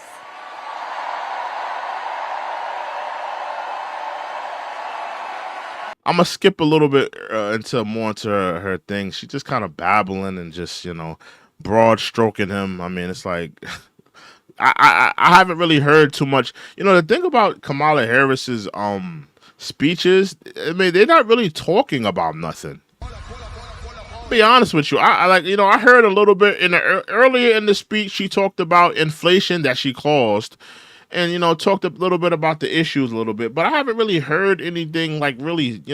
She's not really speaking to the hearts and minds of American public. Just like when I hear her speak, it just doesn't sound sincere. It doesn't sound authentic. It doesn't sound like from the heart. It just doesn't sound like it to me. It just sounds like she has a bunch of, Kamala sexuals that are supporting her, that are behind her. But I don't hear that sincerity in her voice. I don't hear that passion. I don't hear that energy. Like, I'm not feeling it. I'm just not feeling it. And especially when she talks about what the American public are dealing with. I'm gonna try to skip and a little bit more into this speech because I don't really feel like she's talking about anything really. Let's continue. Hold on. A brighter future that we can build together. In his state, he has been a model chief executive, and with his experience, I'm telling you, Tim Walz will be ready on day one.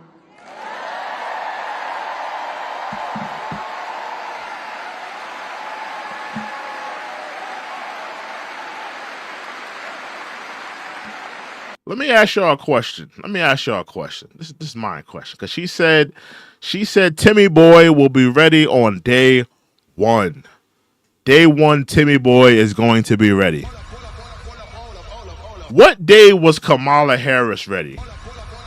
Because I'm looking at all the issues that we're dealing with in this country, whether it be inflation, whether it be immigration, whether it be just all the different issues, the foreign policies and all the foreign wars happening. What day was Kamala Harris ready on?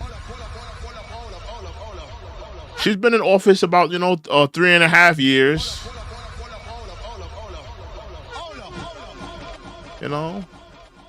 She has a nice assortment of pantsuits. I'll give her that. I'll give her that much. She has a nice assortment of pantsuits.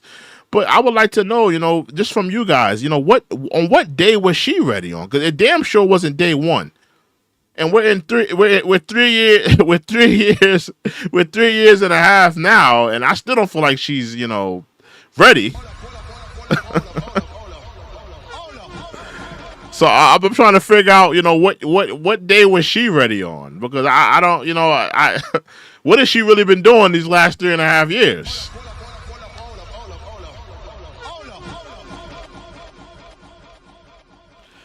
Bart C says, I lived in Oakland when she targeted black youth for prison time. We protested. She ignored us. Exactly. Listen, man. She was locking up black men left and right. But you got Democratic bootlickers like Roland Martin telling you to vote for her. Vote for her for what?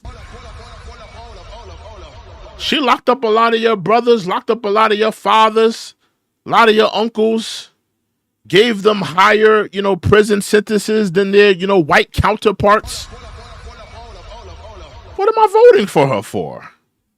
She's been a detriment to the black community. Why should I vote for this woman? Make sense of it. Let's continue, though. In fact, when you compare his resume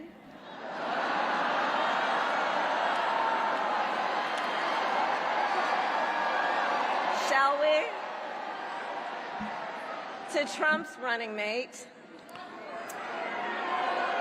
well, some might say it's like a matchup between. But we're not voting for Tim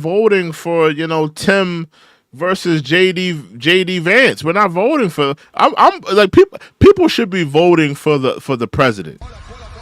Like, don't get me wrong, the ancillary prize, I guess the secondary, the VP, that's important as well.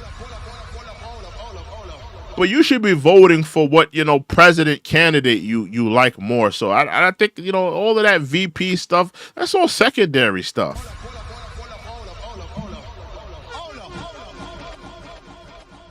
So that's all secondary stuff. That's not, and is I don't know too much about JD Vance. I gotta do my Googles and my research on Tim and on JD. I gotta do my research on both of them. I gotta do my research on both of them. So I can't say too much about JD either right now. I gotta come back to y'all on that one. The varsity team and the JV squad. This woman is still talking about sports, man. Oh my goodness, man. Let me skip more into her speech. Welcome the next Vice President of the United States. We're gonna hear Tim talk a little bit. Let's see what Tim talking about. It's Tim Walz. Let me just skip, because they're playing music real quick. Let me just skip a little bit. I don't want to deal with all the Life. I don't want to deal with all the music copyrights and stuff like that. So let me skip that. 1 second, y'all. Let's get into it. In Pennsylvania, I know you know this, but my God, what a treasure you have in Josh Shapiro.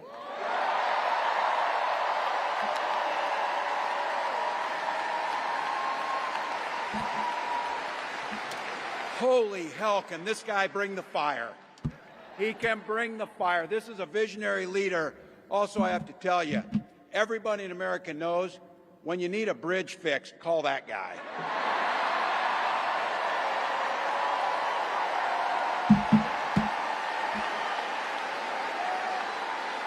And I think.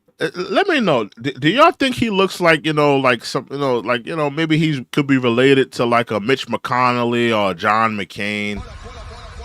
And it goes to what I said, like this is the face of old politics. No disrespect to like white people, no disrespect to white people. But people of different demographics, Hispanic people, black people, people from different countries that have come here, they want to see newer faces in politics.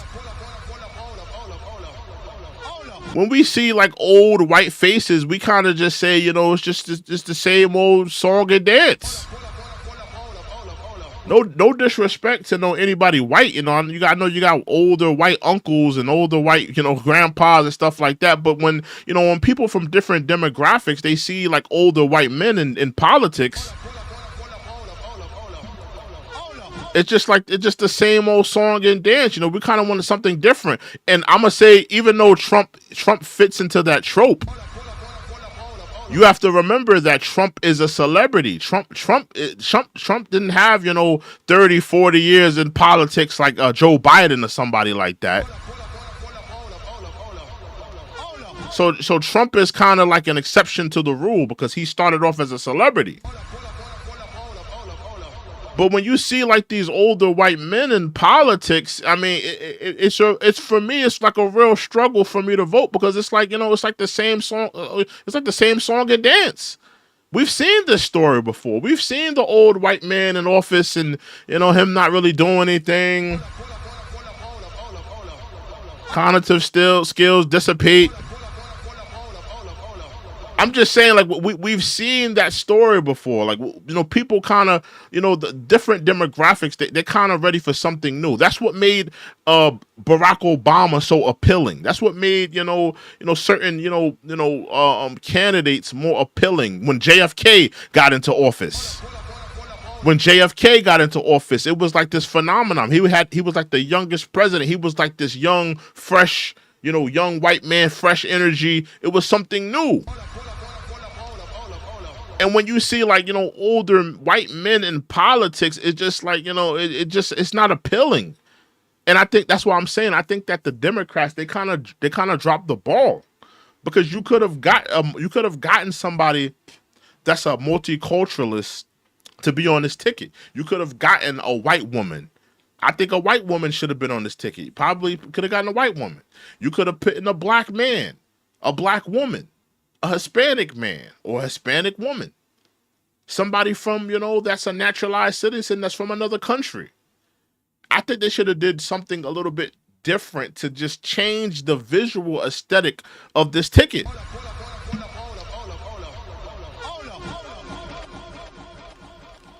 Just to change, just the visual aesthetic of this ticket. I don't think the visual aesthetic of this ticket is what people want. I think sometimes we forget, and you see people a little one-dimensional, but seeing a guy who cares so deeply about his family. Or maybe she's trying to do like that Barack Obama thing. Because when Barack Obama selected Joe Biden, I could kind of make that same, argument. Barack Obama, you're the Democratic nominee. You could have selected, Barack Obama, truthfully, he could have selected the first female VP. And really, made that Democratic, ticket look very, very like, progressive, if you will. But he chose to go with Joe Biden, somebody that's been in politics for years. Maybe that's what she's trying to do. Maybe she's like feeling like, most people feel like she doesn't have the skills or is inadequate to do the job. So maybe she wants, to ease white people's concerns. Maybe that's what she's trying to do. She's trying to ease, like, baby boomers, like white people concerns that, yeah, I know I'm just a multiculturalist woman and I don't know how to do anything, but hey, I got this white man. He's governor of Minnesota, y'all. He knows what he's doing. He's going to be my VP.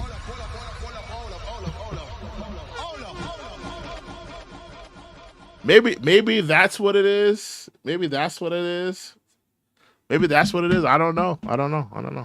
Family, a man with compassion, vision, and I'll have to tell you this, I know this from experience. There is no one you would rather go to a Springsteen concert in Jersey with than him. Than that guy. Huh? Brooks.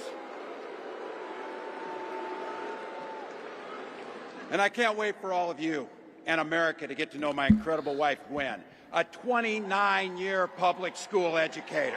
We're not trying to hear about your wife, man. Get to the topics. Get to America's concern. And anybody in that chat talking fly, listen, I'm going to have Sinclair put you to the block party, all right? We're going to give you first-class tickets to the block party. Anybody talking fly in the chat room? I seen a couple people talking fly. Even I had to put somebody in the block party. And when we send you to the block party, we're going to send you to the block party. You're going to get us some barbecue potato chips, some alkaline water, some turkey burgers. And don't forget the freshly sliced watermelon. So be careful how you talk in there, because I'm watching and I got my overseer Sinclair watching too. Salute to Sinclair.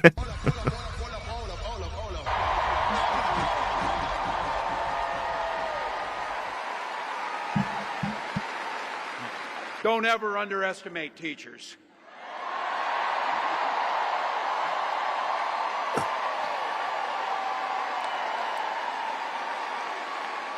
And our two beautiful kids, Hope and Gus. Oh my goodness. Tim. Get to the issues. Tim, with all due respect to your family, your wife, your kids, with all due respect, I'm not trying to disrespect this man, right? With all due respect, we don't give a damn about your family right now. People are suffering.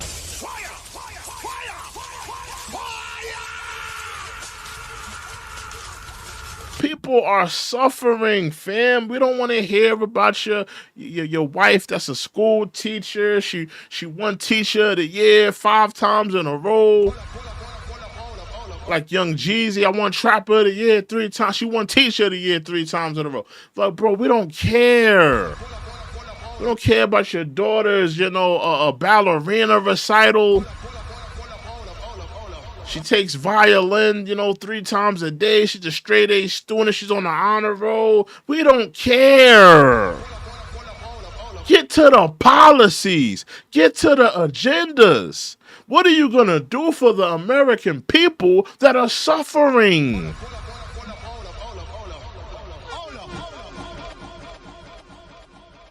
And I mean that with all due respect. I'm not trying to disrespect his family. I'm just calling it how it is.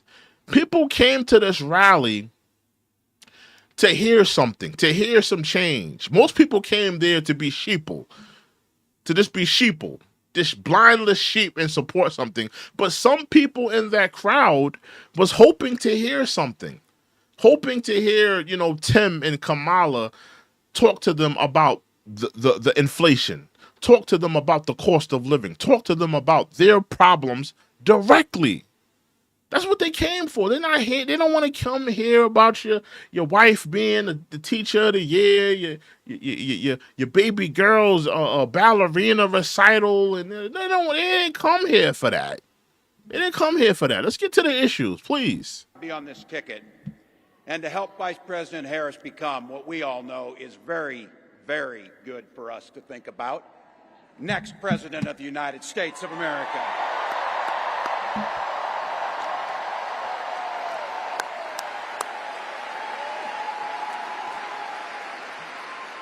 From her first day as a prosecutor, as a district attorney, Attorney General of the great state of California, a United States Senator, and Vice President of the United States. She did a bad job at all of those things, not to mention. Locked up a lot of your brothers, locked up a lot of your sisters. Vice President Harris has fought on the side of the American people. You just saying that because you want the gig. You just want the gig.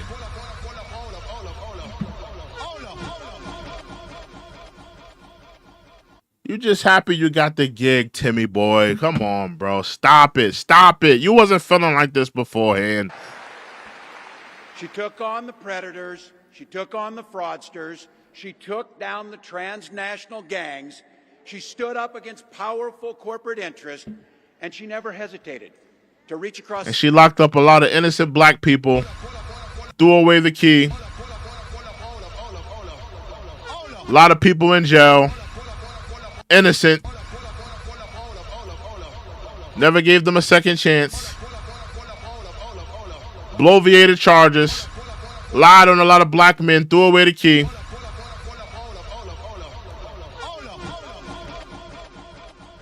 What about those black men that are in jail that, listen, there's a lot of people in jail that, and I know what the popular saying is. Everybody in jail says it wasn't me. I didn't do it. I understand that. But there really are a lot of men in jail that are in the industrial prison system that didn't do the crime. They didn't do the crime. Some of them were framed. Some of them were just in the wrong place at the wrong time.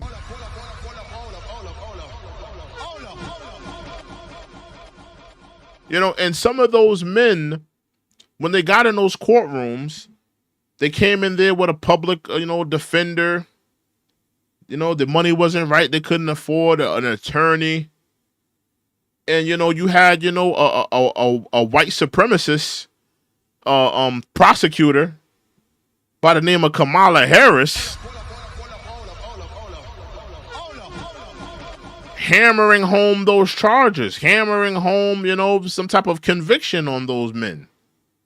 And listen, I'm not here to say that every man, you know, that, you know, Kamala Harris prosecuted was innocent. That's not what I'm here to say. Because that's absolutely false. A lot of people that she locked up deserve to be in jail, deserve to be prosecuted. But what about those men that didn't do it? What about those men that were innocent and that she still decided to prosecute, still decided to throw in jail and throw away the key? What about them? You got to think about what the job of a prosecutor is. The job of a prosecutor is to get a conviction. It's not about humanity. It's not about empathy. It's irregardless of the lack of evidence, reasonable doubt. All of those things do not matter to a prosecutor.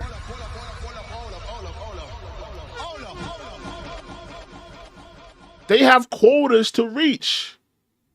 They have convictions to get. And a lot of these prosecutors, I'm going to say it. I'm going to say it. A lot of these prosecutors, they're trying to come up, like Kamala Harris. Kamala Harris was trying to come up. She didn't want to be a prosecutor her whole life. She wanted a political path. She wanted to be a senator one day. She wanted to be that district. She was a prosecutor. She wanted to be that district attorney. She was trying to climb up that ladder.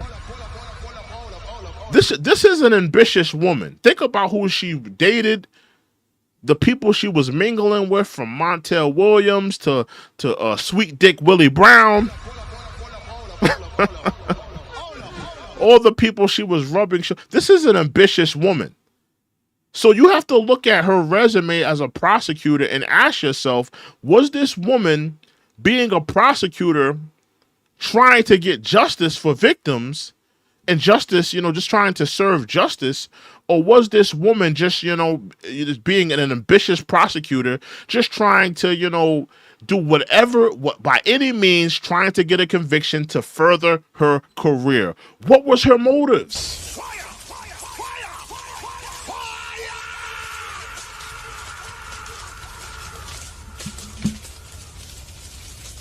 What was her motives? Was it for justice, or was it just to further her career? In my opinion, because I'm looking at her track record. I'm just looking at her track record. Her track record, you know, she dated a lot of men in politics. Some people say she slept her way to the top. I'm not going to go that far. But she dated some men in politics. She dated some celebrities. Montel Williams. This is an ambitious woman, you know. Prosecutor, district attorney, senator, climbed up her way during the political ladder, became VP. This is an ambitious woman. So if I'm looking at that, I have to say, well, you know, it wasn't about justice. I think you were just trying to further your career, Kamala.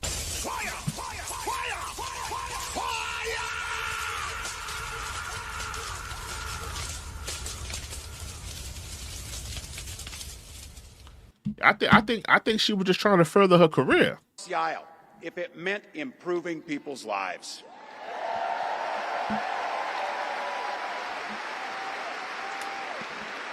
And I want all of you to hold this, and don't ever underestimate the power of this. She does it all with a sense of joy.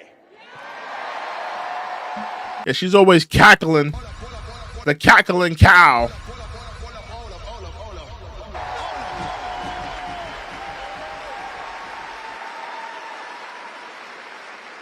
I know a little something about that commitment to people. I was born in West Point, Nebraska. All right, man. I don't want to hear where you was born. Again, I haven't heard anything where he's talking about the issues. Timmy boy. I don't want to hear where you grew up at. I don't want to hear, about your daughter's ballerina recital. I don't want to hear about your wife is, substitute teacher of the year. Can you talk to the issues? I'm trying to get to the issues. Can you like, help some of these people that are here trying to, that need help for their groceries, need help for their cost of living? I don't want to hear your backstory right now.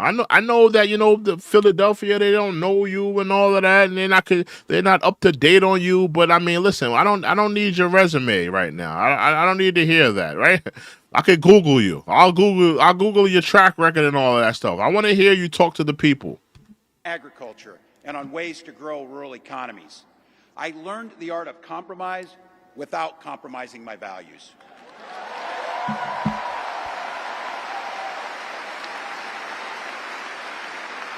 And now, as governor of the great state of Minnesota, I bring those experiences to bear in tackling the challenges that are facing our great state. Minnesota's strength comes from our values, our commitment to working together, to seeing past our differences, to always being willing to lend a helping hand. Those are the same values I learned on the family farm and tried to instill in my students. Oh, my goodness, man. Now you're talking about your family farm.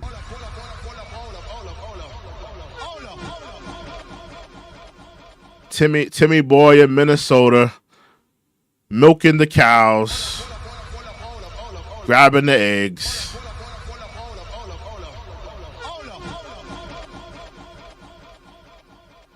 Oh, my goodness, Timmy boy. Get to the issues.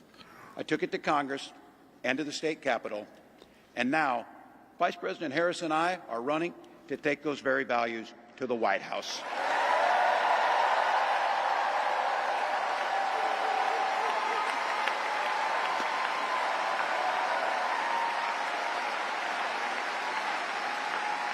Now, Donald Trump sees the world a little differently than us. First of all, he doesn't know the first thing about service. We got any Trump supporters in here? Any Trump supporters in here?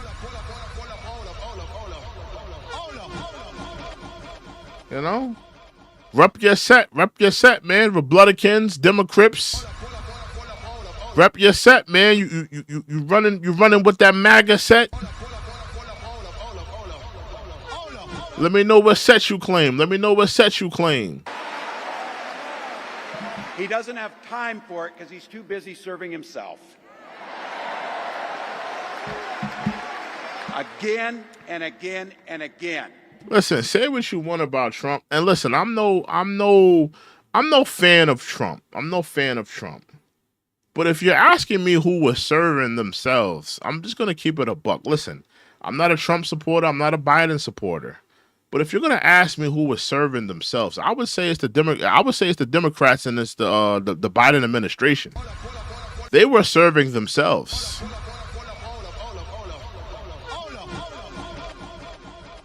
They were serving themselves. You were sending over billions of dollars to all these different countries, flooding the country with, immigrants. You guys were serving yourselves. You wasn't serving anybody. Who did Biden and Kamala Harris serve? Who did they take care of during their administration? They damn sure wasn't taking care of the American people. Who was they serving? I don't feel like they served me. I don't feel like Joe Biden and Kamala Harris served me.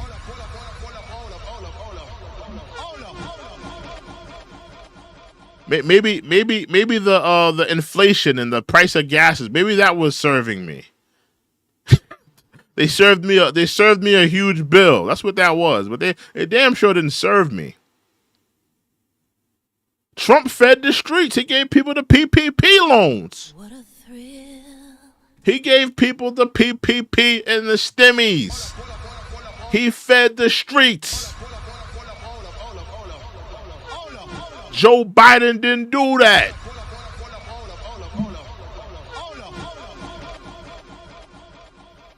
So if you're talking about who served me, I don't feel like, the Biden administration served me. Trump weakens our economy to strengthen his own hand. Is that not what the Democrats did in the last 3.5 years? Did they not weaken the American pockets? Inflation, cost of living, all while sending over billions of dollars to all these different countries? Did they not do that?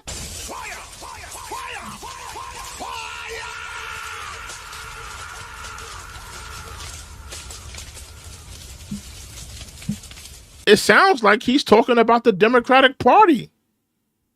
You're talking. He said that Trump weakened America to build up his own pocket. It sounds exactly what the Democrats did.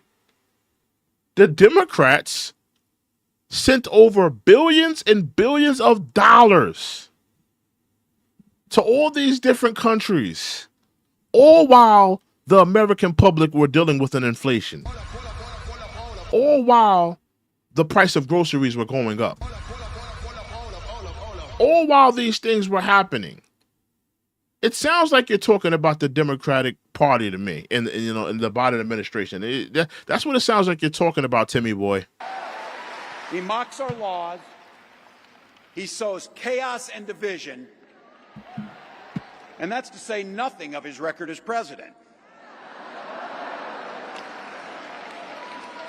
He froze in the face of the COVID crisis. He drove our economy into the ground. And make no mistake, violent crime was up under Donald Trump. It's still up underneath the Biden administration. What are you talking about? You're flooding all the cities with migrants, and they're shooting at police. What are you talking about?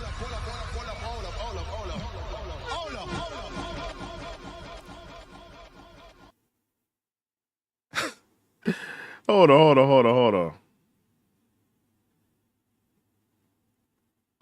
Who's using all caps?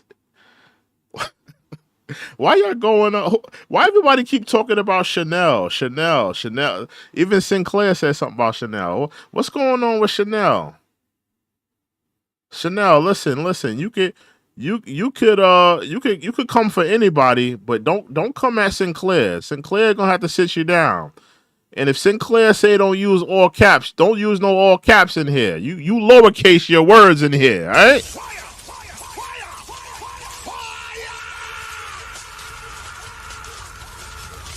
If Sinclair tell you to lowercase them words, lowercase them words.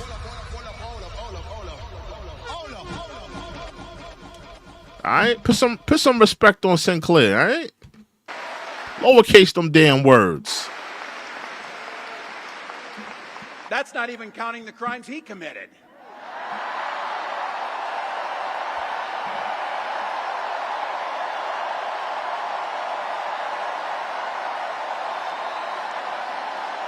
And we got to stop with the, Donald Trump committed crimes and yada, yada, yada. Listen, every president committed crimes. If you took a hard look at every single president, every single one of them, you took a hard look at them, you're going to see some crime. Foreign crimes, domestic crimes. Any president you could think of, you're going to see some crime.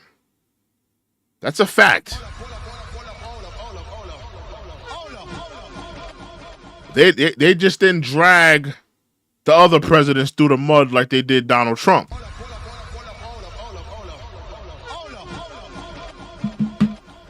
But he's not, trust me, he's not the worst of them. There's been a lot of bad presidents that done a lot of foul stuff. Including Obeezy, Barack Obama.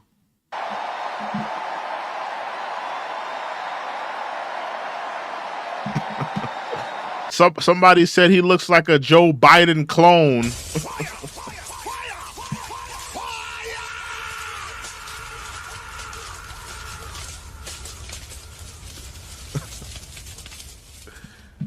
He kind of does look like Bizarro Joe Biden.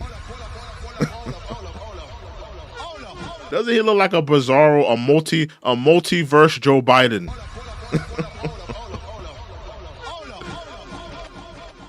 Tim does look like a multiverse Joe Biden. He does.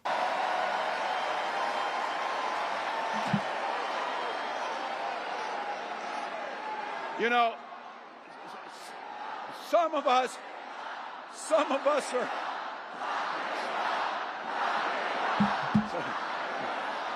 Some of us in here. Listen. I'm gonna tell y'all right now. Cause you hear the crowd talking about lock him up. If Trump get in office, a lot of you Democrats, it's gonna be Sean Tom. Cause I think a lot of y'all gonna get locked up. I think he gonna flip the script on a lot of y'all. That's why a lot of them running to the hills. And if Trump get back in office, I'm gonna let y'all know, gonna be a lot of Democrats gonna be hopping on a one-way flight out of here.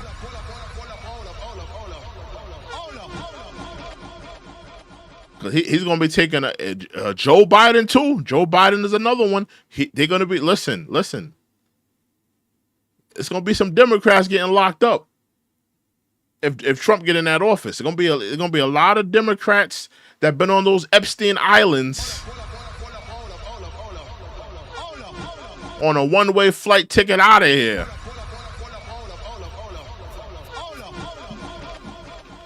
You just watch and see. Are old enough to remember. I see you down there. I see those old white guys. Some of us are old enough to remember. Yeah, what's with all these old white guys? And Kamala Harris, listen, you got a fetish for old white men. Just keep it a buck, Kamala. You got a fetish for old white men. And I'm not mad at you. You know, get your jungle fever. Get your Geritol jungle fever on, girl.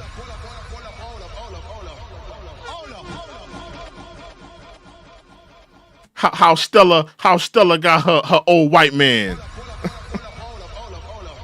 How Stella got her orthopedic pillow back.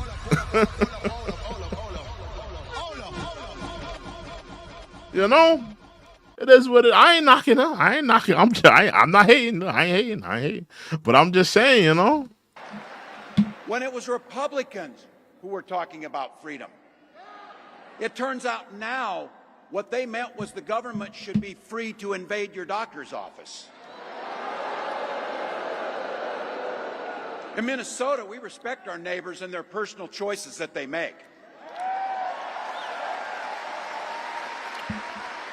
Even if we wouldn't make the same choice for ourselves, there's a golden rule. Mind your own damn business.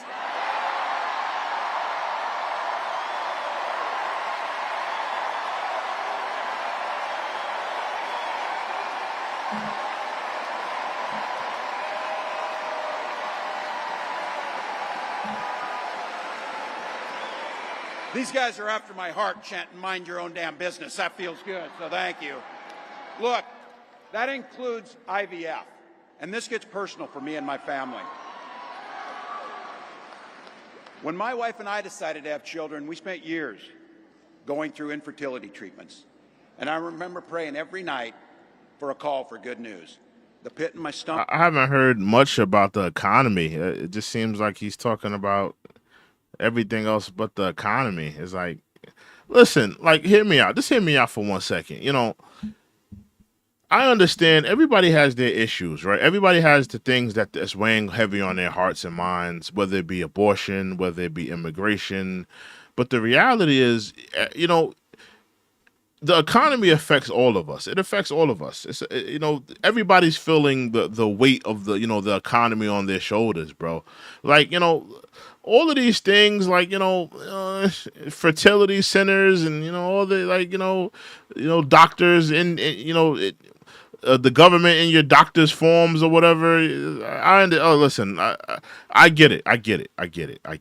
But I mean, it's like, come on, bro. It's like, can we get to the economy? The economy should be the number one thing we're talking about. Every campaign debate, every campaign rally, we need to talk about the economy. United States is in debt. We are in heavy debt. The credit bureaus, they are tired of loaning us money. How about anybody know about the petrodollar? Let's see if we got any smart people in the building. Anybody know about the petrodollar?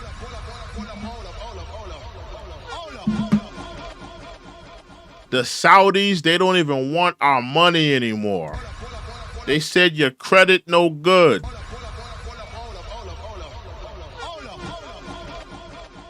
Nobody's focused on that. Everybody too focused on, call me by my pronouns. Don't tell me if I can have a baby, I'll have the baby, or I'll have a surgery or procedure. All of these ancillary things that in the wide scale of things, it really doesn't matter. This is America. This is the land of capitalism. This is not the land of immigration or the land of medical procedures and the land of gun control. This is America. It's about capitalism.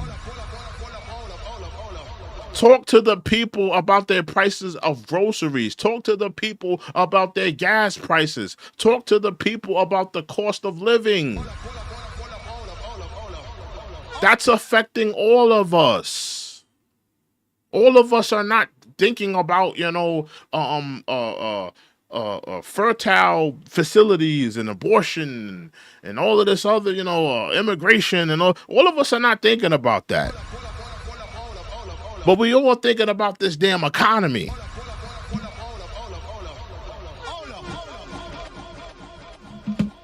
I mean, damn. I don't think that's too much to ask for, to at least, every campaign rally, every debate, at least spend about 20 to 30 minutes talking about the economy.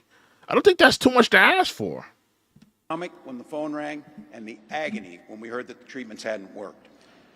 So it wasn't by chance that when we welcomed our daughter into the world, we named her Hope.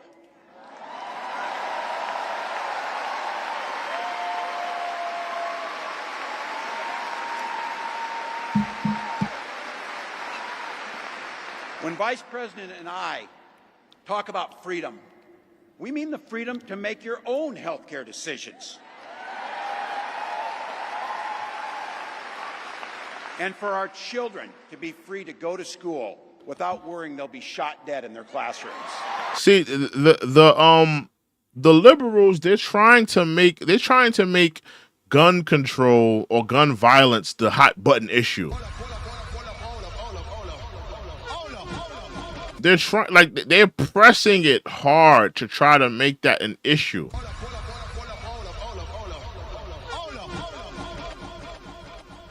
Like the number one issue, like I said, is the economy. I would say maybe number 2 is immigration. Number 3, maybe abortion. Gun control is not at the top of the docket right now. Like, why are y'all making that an issue right now?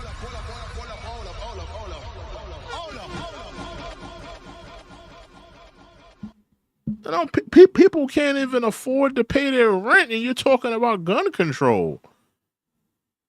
You're gonna need gun control if this inflation keeps going up. I tell you that much. Maybe that's why. Maybe how about this? I'm a conspiracy theorist to a degree.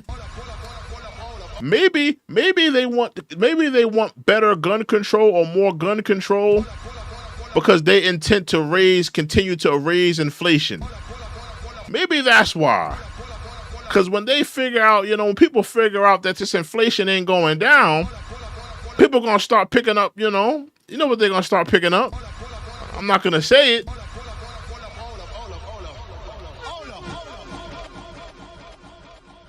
Maybe that's why. It makes sense to me. It makes sense to me. It definitely makes sense to me. Sinclair says every 4 years, wedge issue, abortion, gun control. Yeah. I haven't heard anybody, really, I haven't been hearing people been talking about that. When I watch CNN or I watch Fox News, I haven't heard that like these are the hot button issues.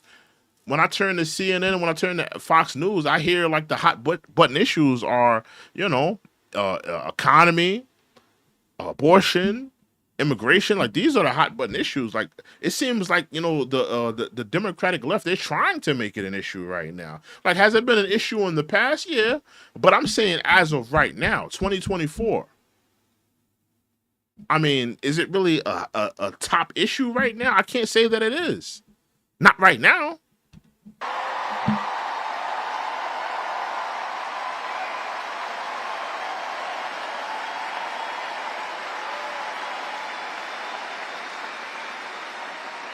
By the way, as you heard, I was one of the best shots in Congress, but in Minnesota, we believe in the Second Amendment, but we also believe in common sense gun violence laws. Well, you're gonna have to break that down. What are the common sense gun control laws? Break that down, because you might be able to get me. You might be able to get me to rock with what you're saying. Let me hear his proposal. Hopefully he'll break it down what he means by that.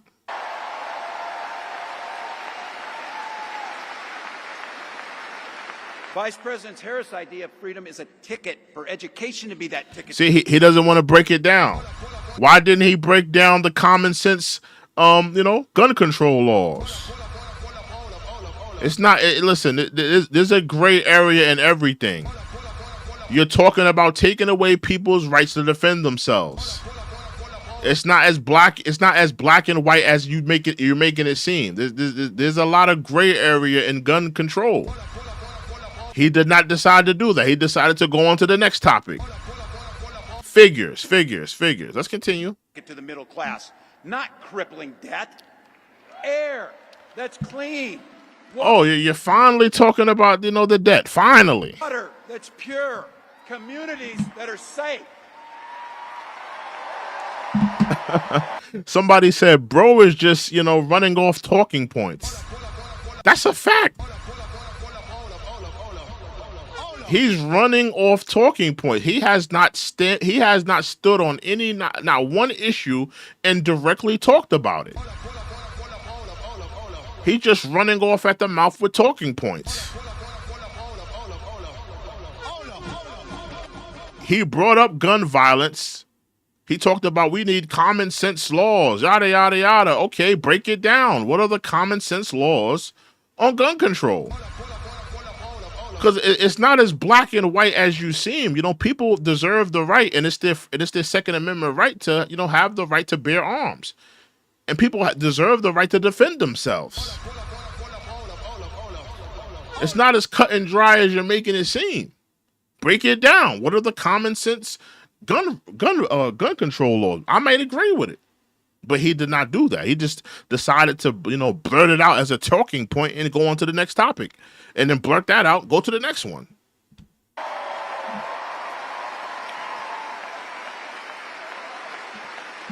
A place where we settle our political differences not through violence, but with our votes.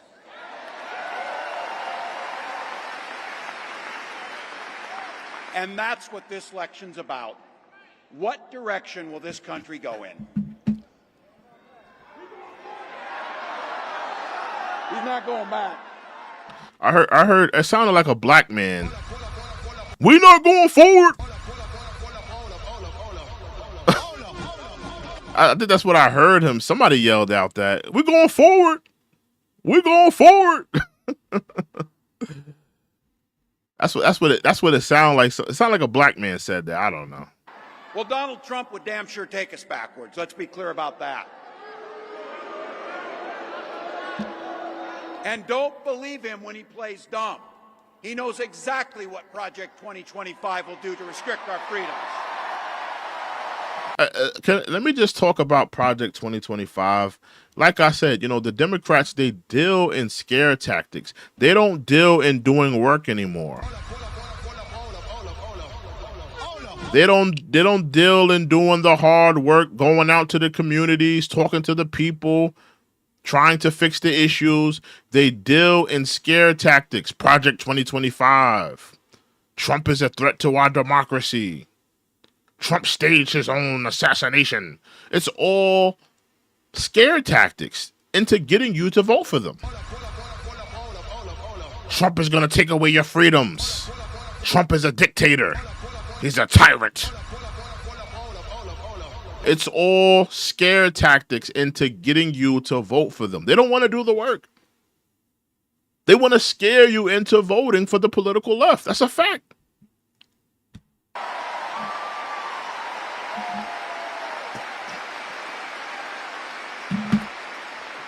And, you know, they keep talking about Project 2025. What about Project 2024? What about Project 2023? What about Project 1999? What about Project 1990?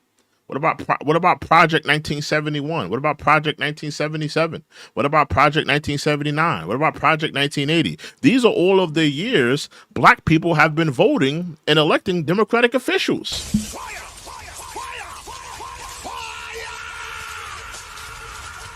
What about all the things they cooked up for us? All the things, the Democratic left cooked up for us. Putting, Planned Parenthoods in all the black communities. Doing nothing for our communities. Infrastructure crumbling. Taking the black man out of the home. How about all the things that they did? All the Project 1980, Project 1977. All the different projects that, Democrats had in store for black people while we voted for them. What about all those projects? Nobody talks about that. What about all the projects Democrats did on black people? How about that?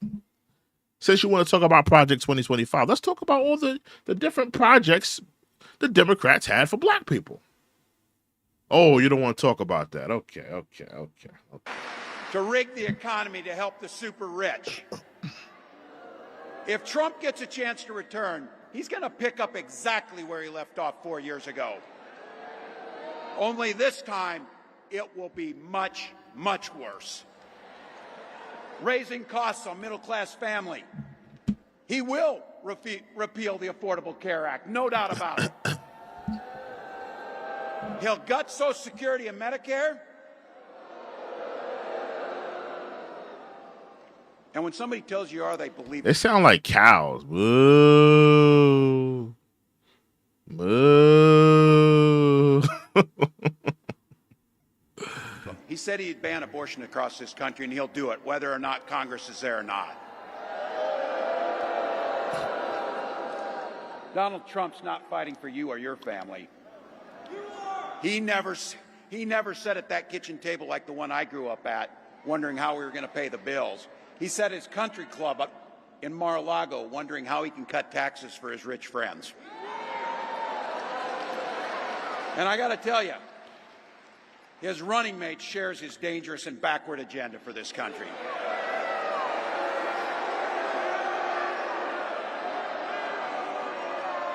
J.D. Vance literally wrote the foreword for the architect of the Project 2025 agenda. Oh, is that true? Let me know. Is that true? Was J.D. Vance a part of the Project 2025 manifesto? I'm looking in the chat right now. Was J.D. Vance? They said he wrote the foreword. That's what Tim Walz just said. He said that J.D. Vance wrote the foreword for the Project 2025 manifesto. That's interesting. Let me know. Is that true? I'm looking in the chat right now.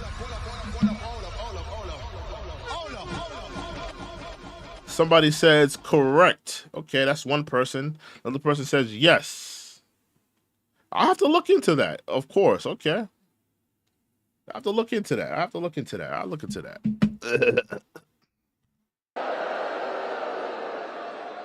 Like all regular people I grew up with in the heartland, J.D. studied at Yale, had his career funded by Silicon Valley billionaires, and then wrote a bestseller trashing that community. Come on.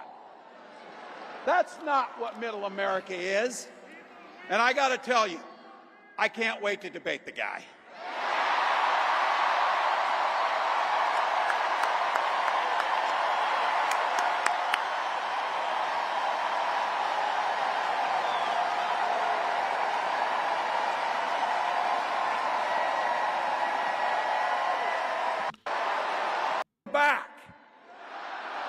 We aren't going back.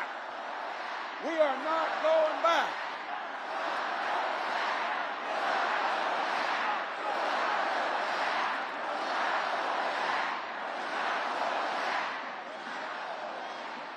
So we got 91 days. My God, that's easy. We'll sleep when we're dead.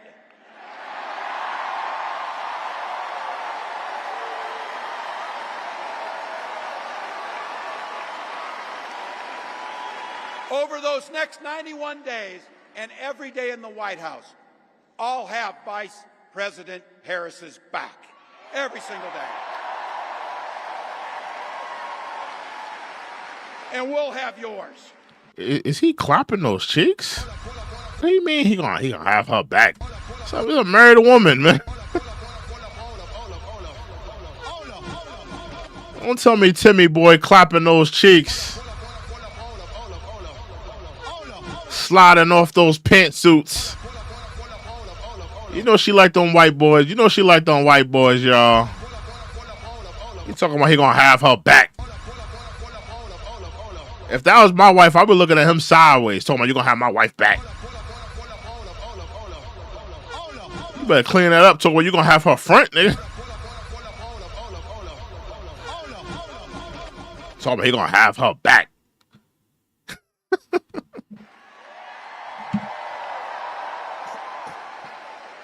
You know how this works. We can't do it alone. We need you, each and every one of you.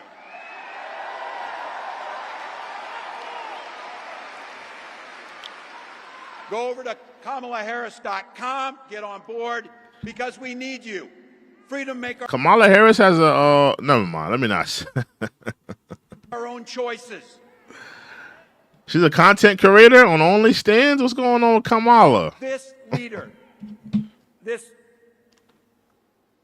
compassionate, careful, joyous leader believes in each and every one of you. Cal says he's going to watch her back while she washes her feet.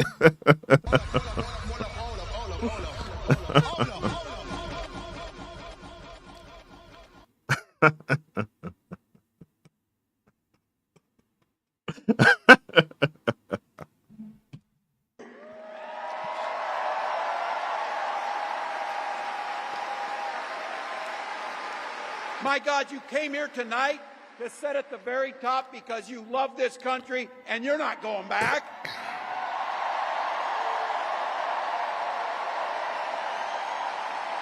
Yeah. He kind of dragging this speech. Like, let's get to the. She believes in the opportunity for every single person to join the.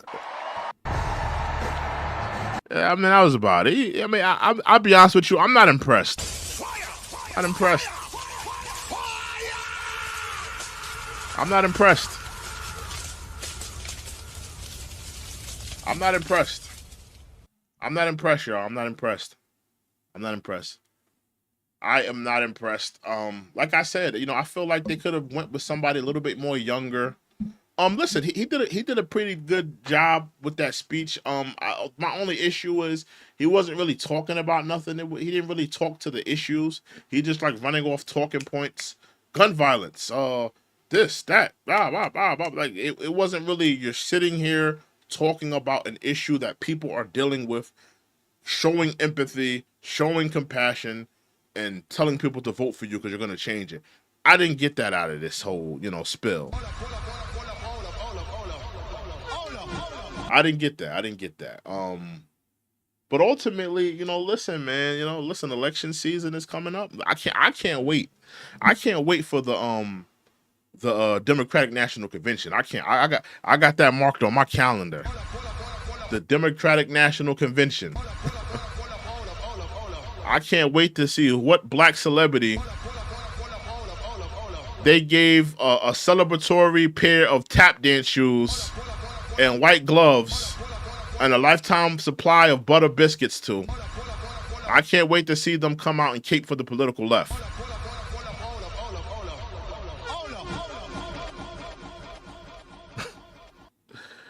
By the way, I put a poll in the chat. Who has more pantsuits? I just want to let you guys know that Kamala Harris won with out of 719 votes, Kamala Harris had 56%, and they said, yes, Kamala Harris has more pantsuits than Steve Harvey. Officially.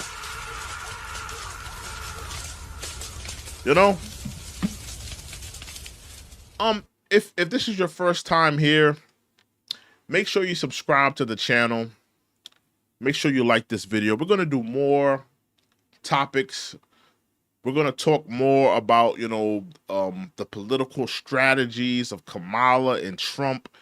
We're going to talk about this whole election season. We're going to continue to kick in the backs of the political left. We have to. And mind you, I'm not a Trump supporter. I'm not a Republican. But black people have been voting for the Democrats for over 50 years, and we have nothing to show for it. So it has to be done, to kick in the backs of the political left. They deserve it. They deserve it.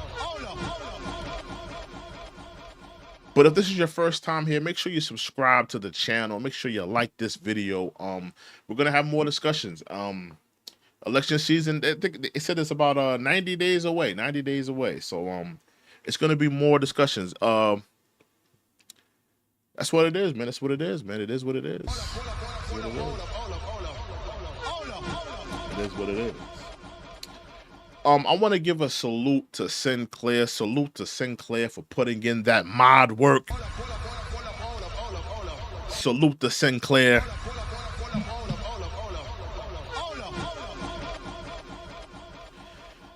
Amazonian says, "What are you? A libertarian?" No, I'm not. I'm neither one. I'm not a Democrat. I'm not a Republican. I'm not a libertarian. I am an independent. I'm an independent. I don't subscribe to none of these parties. All of these I think that, this is just my opinion, I think that both of the political parties in America, I think they're a bunch of crooks. I think both of them are a bunch of crooks, criminals, and godless individuals. All of them. It doesn't matter where you fall on the side of the fence. I think that they're all a bunch of crooks, that are, taking advantage of the American people. If you ask me who's a better president, out of Trump and Biden, I'm gonna say Trump. Trump was a better president. That's just my opinion. Would I vote for him? No. I wouldn't vote for Trump because he supports federal immunity for officers. As a black man, I can't support that. Looking at, what happened to George Floyd, looking at what happened with Sonia Massey, looking at what happened with Tamir Rice, looking at, all of the history that, the cops have done to black people, beating on them, harassing them, deleting them in the streets. I can't support that. So I can't support Trump no more than I can support Kamala Harris saying this. I'm not going to sit here and say I'm going to do something that's only going to benefit black people. No. If you're a Democratic nominee and you are not pushing the agendas of black people, you aren't working for us, you're not helping us, you're not doing anything for the black community, and you're not pledging yourself to the black community, then the black people have no reason to vote for you either, Kamala. Fire!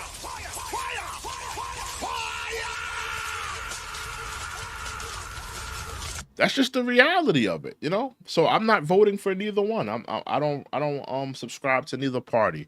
Let me look at some more people in the chat before we close out tonight. And thank you to the person that said good show. Thank you, man. I appreciate that. What else? Yeah, that's about it for tonight, man. Again, if somebody says I'm a constitutionalist, I don't know what that is. What's a constitutionalist? What is that? What's a constitutionalist? I somebody that believes in the Constitution? What is that? Yeah, break that down. Break that down to me. But with that being said, y'all, I hope you guys have been entertained as well as enlightened.